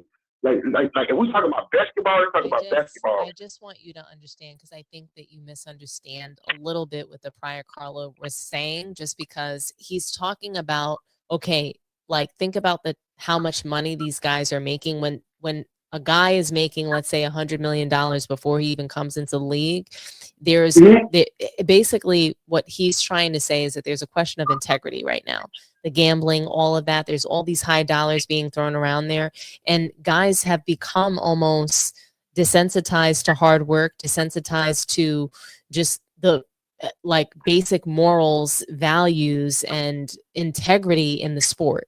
So when you take a look at what's going on with Kawhi Leonard and all the money that he was collecting under the table and then turning around and not playing, you know, I understand that. And then Damon Jones, for instance, LeBron's, you know, inside guy or whatever that he had, you know, working with him on the Lakers, but it was unofficial. He, you know, made some bets based on information that either LeBron gave him or that he knew as a result of being around LeBron. And I don't think that LeBron James has done, like, he's participating in illegal gambling. I think that LeBron James is big enough. He's a billionaire. He could have illegal gambling games. He could have illegal games just happening in his home. I don't think he needs to necessarily be a part of someone else's game. But because Miss T, I mean, I hear what you're saying, but I know that because I know that you're not advocating that. I mean, I know that you're basically saying the opposite, right? But people, but it's just I don't know if it's the polarization of the, I don't know what it is, but I don't think that you would agree that we should be held accountable for what everybody around us does, like. No. And I mean, so many people have gone down for being accountable for what happens on, you know, in their camp. Right. And so I just think that it's not a good look. What I'll say is the optics look bad. The optics are bad. Yes, I agree. And for Clutch, when you have Randy Mims, part of Falco, Maverick Carter also had, you know, a lot to do with gambling. You know what I mean? I have a great question. I got a great question. I want to. You know what I mean? I got a great question. I want to ask you about that right there. I want about it is, and just give me your honest opinion. I've been waiting to catch you, and I finally caught. I got to ask you this. Okay, you know how a couple of days ago when they came out when the head of the FBI like came out and gave a press conference talking about the people. I mean, I guess the cheating, the scandals that they had, right? Now, let me ask you something, Ms. T. If that dude with that same dude would have came out that day and said that it was an investigation into something else, and they found out that LeBron had been taking PEDs. Now, I'm asking you, how many people do you think would have believed him? It's a two-part question. And if your answer is what I think it's going to be, which is a lot, why don't they give that same energy to the FBI coming out clearing LeBron of steroids? That's the only little thing I just don't get. Like, is it that like people that's of that belief want to believe that he's taking it, hoping that he's taking it? Or because if you're gonna listen to the feds on this side, how are you gonna dismiss them clearing him of any wrongdoing as far as the PEDs goes? I think that we can dismiss him. I think we can dismiss that, Young, because I don't think that he was actually cleared by the feds. I think that when you go to investigate and somebody's name comes up and you don't necessarily have enough evidence against them, so if you know, your wife is on the list receiving Balco and the drugs are in her name, it is hard to tie you to that. So, you know, you asked me, hold on, you asked me why. You asked me why they didn't clear him. They didn't clear him. No. You know, I want to come up here a lot. I'm telling the truth. I read the 1,300. So there was no case against LeBron for him to be cleared. So he's never been cleared of these allegations because they were never really. No. I'm saying they investigated him. It's a 1,300-page document. I read the entire thing. Like, I won't lie to you, Steve. they didn't clear him of not being on PEDS because there is no case against LeBron James for being on PEDS. There was a Balco investigation, and there was not enough of a connection of LeBron James buying these drugs. Instead, everyone else. There was no connection. Hold on, but to me, there was a connection. Your wife getting Balco, what was she using it for? What was she using it for? What is she using Balco for? Make that make sense. She was using it for the same reason that the assistant was using it. What's the reason? It's in the document. No, it was a weight loss. What did you read? It was a weight loss. So what did you read in the document? It was a weight loss thing. What Balco is for weight loss? Because there's Ozempic. First of all, Miss T, it wasn't Balco, Miss T. Miss T, it wasn't Balco, Miss T. She didn't need Balco for weight loss. Let me tell you, like, there are so many safer options than Balco for weight loss. It's not Balco. It's not Balco, Miss T. Why would Balco was a lab. That was a baseball player. So I know that they go to the Balco lab. Go to the Balco what? So basically, you're saying that Savannah went to the Balco lab and not LeBron. No, Miss T.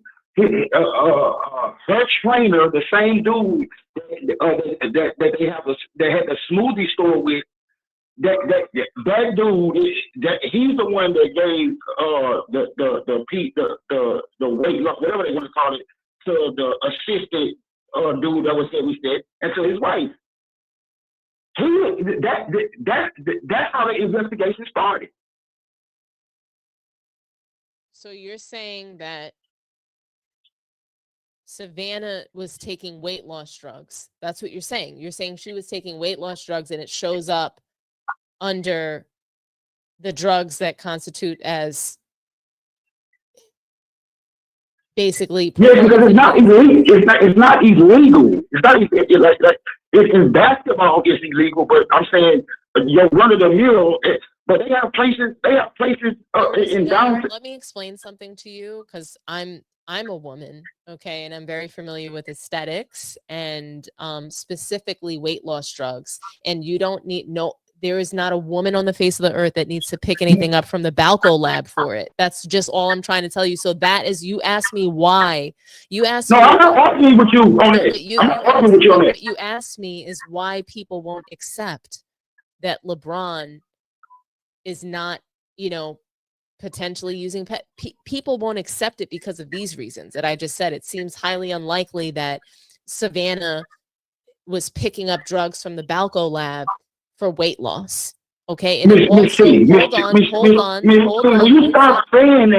And then you have Cale Sonnen, who's adamant that they have the same drug dealer. And you believe Miss T. It's not that Cale Sonnen is a known liar. I'm not saying that I believe him. What you asked me a question. You asked me why. You asked me why. So we won't believe the feds, but we believe Cale Sonnen. You asked me why people will not let it go. And there's a lot of reasons why. In particular, one of the reasons why is, I don't know, LeBron's playing over 40 years old, still bum rushing the lane, and he gets in these ways where it seems like he's on PEDS. You're like, okay, well, how could a person do that? He takes these mysterious breaks during the year, and it seems like he's headed to the Balco lab. So did Tom Brady go to the Balco lab? Did he go to the Balco 10 too? Tom Brady is irrelevant. I don't even discuss Tom Brady. No, I'm not talking about Tom Brady. I'm just saying anybody that's doing something that's an anomaly. I don't know. I'm talking about LeBron. I'm not talking about Tom Brady or anybody else. No, that's not what I'm saying. What you're saying. Those are good reasons to you, Miss Lee? You asked those are good reasons to you? You asked me why. So how can you prove y'all wrong? If the test that he takes every year that doesn't prove y'all wrong. Something wasn't Lance Armstrong cleared of steroid use multiple times? Wasn't there a serial investigation of Lance Armstrong? And finally he was brought down. An investigation. I can't speak to that because I don't know a lot about it. But that's just one of the reasons why. Just because someone says that someone had nothing to do with something doesn't mean they didn't. And just because someone says that someone did something doesn't mean they didn't. It's the same thing. We don't know, but your question to me is why people. So how does he prove it? So I'm asking y'all. How does he prove it? I mean, he'd probably have to be available for a drug test, which he wasn't for the Olympics. He'd probably, I mean, how does he prove it? I mean, look at him. Look at his body now. Miss T, why go to the Olympics, Miss T, if I'm doing drugs, Miss T? Why even go to the Olympics? Many people go to the Olympics when they're doing drugs. And then you know that Gatlin go to the Olympics? Why did Marion but Jones you go to the do know Olympics? that Why did Lance Armstrong go to the Olympics? I mean, but they Miss go to T, the you Olympics do, when they're on drugs. Miss T, you do know that you cannot refuse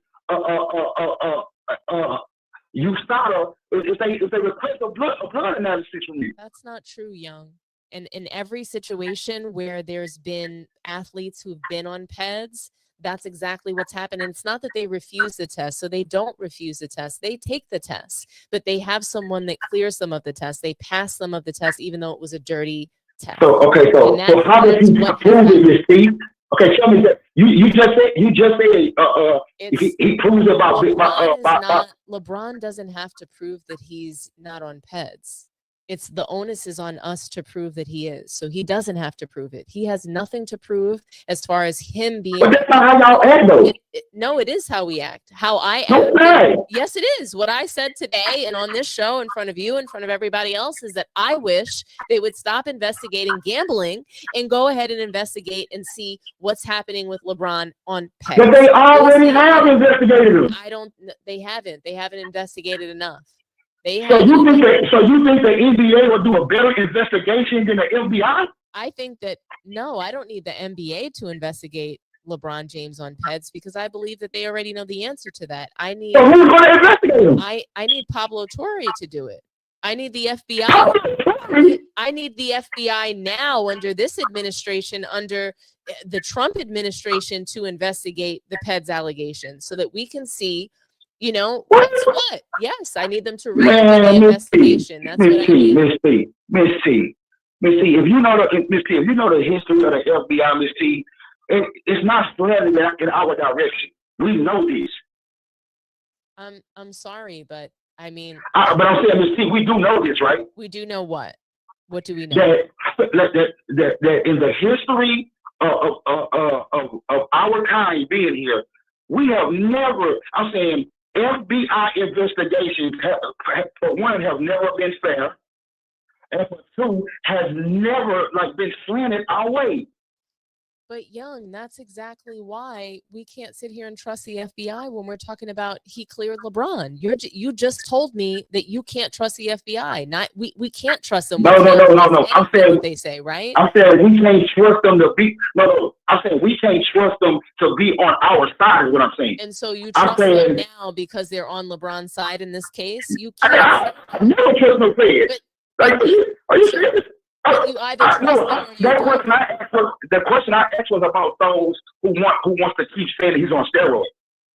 I answered it because there's so much overwhelming evidence that he is on it. LeBron James jumping out of the gym. Look, Samurai Jack 10 says he's answering to you. He's saying Young believes a 41-year-old LeBron can outrun and outjump 20-year-olds and believes he's 100% clean. It's called. He sounds like a white guy. He sounds like a white guy. But it's EPO. You don't understand. My point is the feds. I don't know where y'all from, bro. But what I'm saying is that where I'm from, when you are on the feds' radar, you're not beating them, bro. Like the feds were like nothing more than a slam dunk. I'll be honest with you. There's a good chance he might not beat the feds. Diddy didn't beat the feds. And LeBron James might not be the feds. This whole situation with gambling and all these other things, and I don't know if you noticed, but they're weaving LeBron in. They're trying to, and to me, it's like a yoga stretch move for them to connect him to this case, but they're doing it. They're trying to connect him, and it's only a matter of time before they make a reason to investigate him. That's what they do a lot of times. To powerful Black people, they wind up being taken down one way or another. one See, way or that's cool. another. That's what, but that's cool, you see. that's Like the way that when the world has worked. when you don't They have pump when you you don't up have nothing to to bring you hide. down. I'm saying, but I don't see LeBron sweating. Like at the end of the day, what everybody who thinks that he did steroids, what y'all could be, is wrong. Period.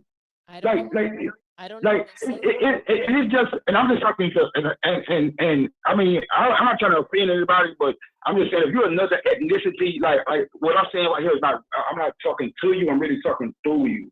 Like what I'm saying is that we already dealing with a system that's upside down in our favor. All I'm saying is that can we please, can it please be guilty? I mean, innocent until proven guilty, bro. I'm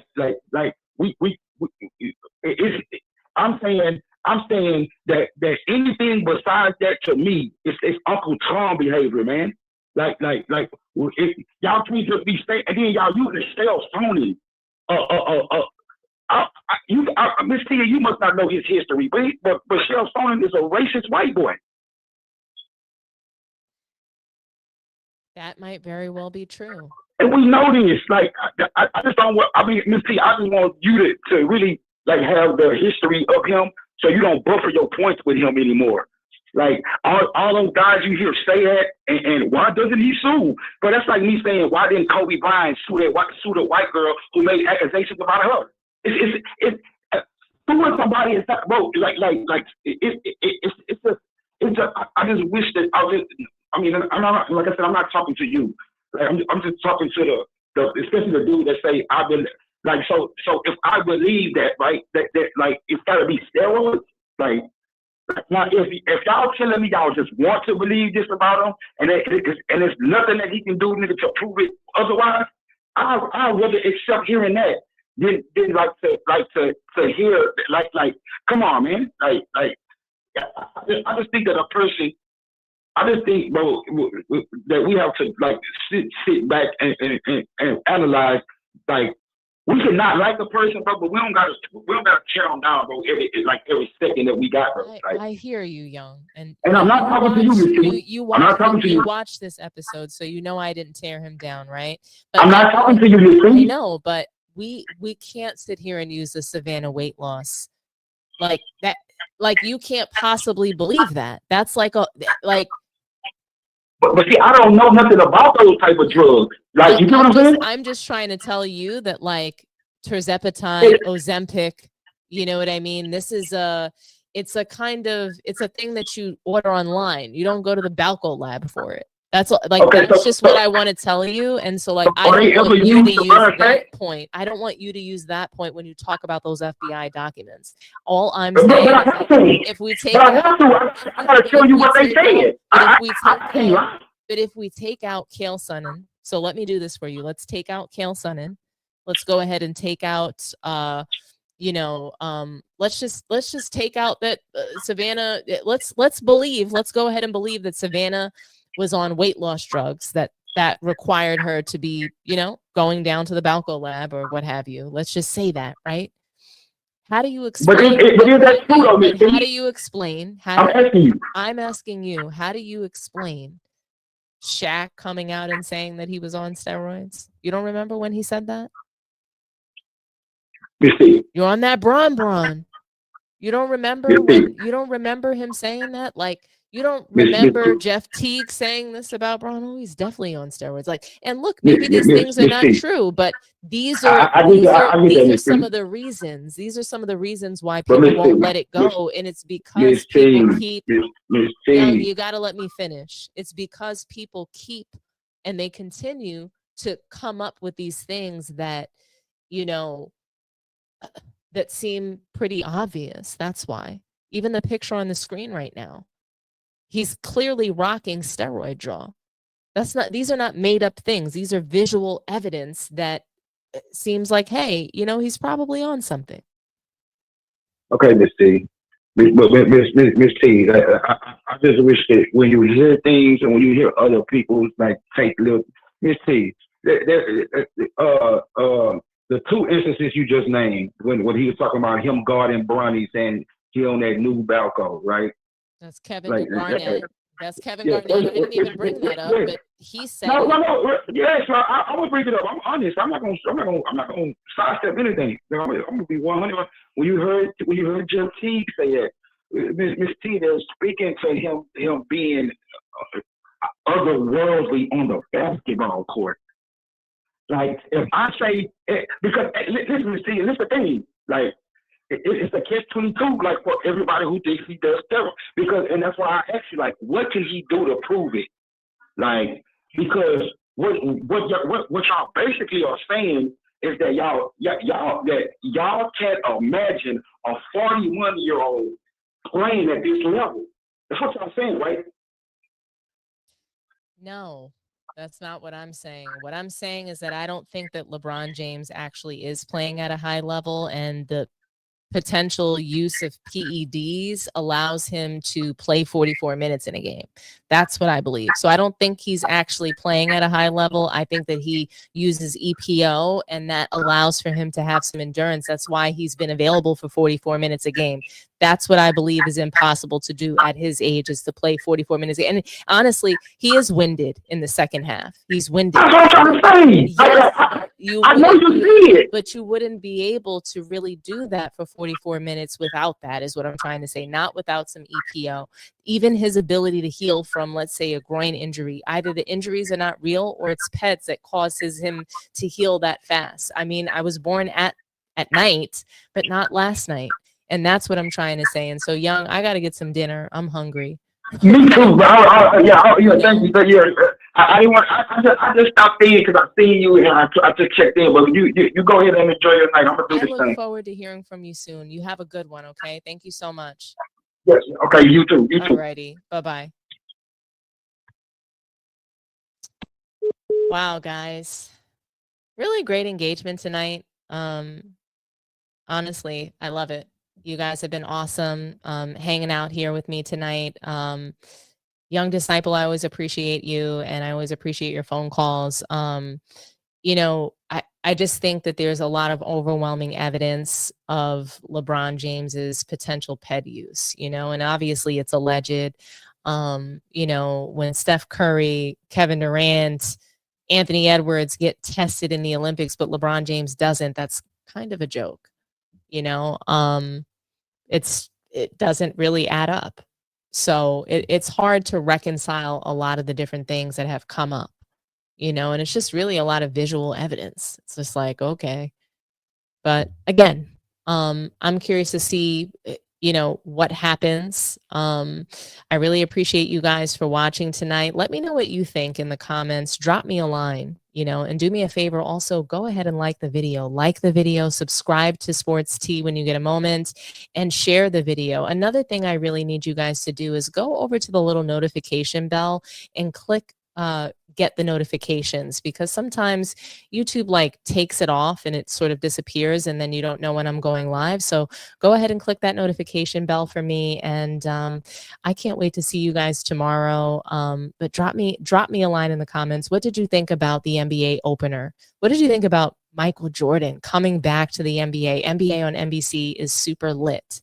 And I just can't wait to continue to get into the rest of the season. There's so much to talk about. The Knicks, Wemby, and the Spurs. I'm coming back daily with content, and I can't wait to just cook on these things with you guys. NBA is back. I'm back. Sports Tea is back. We are going to rock and roll, guys. And don't forget, talk to me nice. I'll see you guys tomorrow. Bye-bye.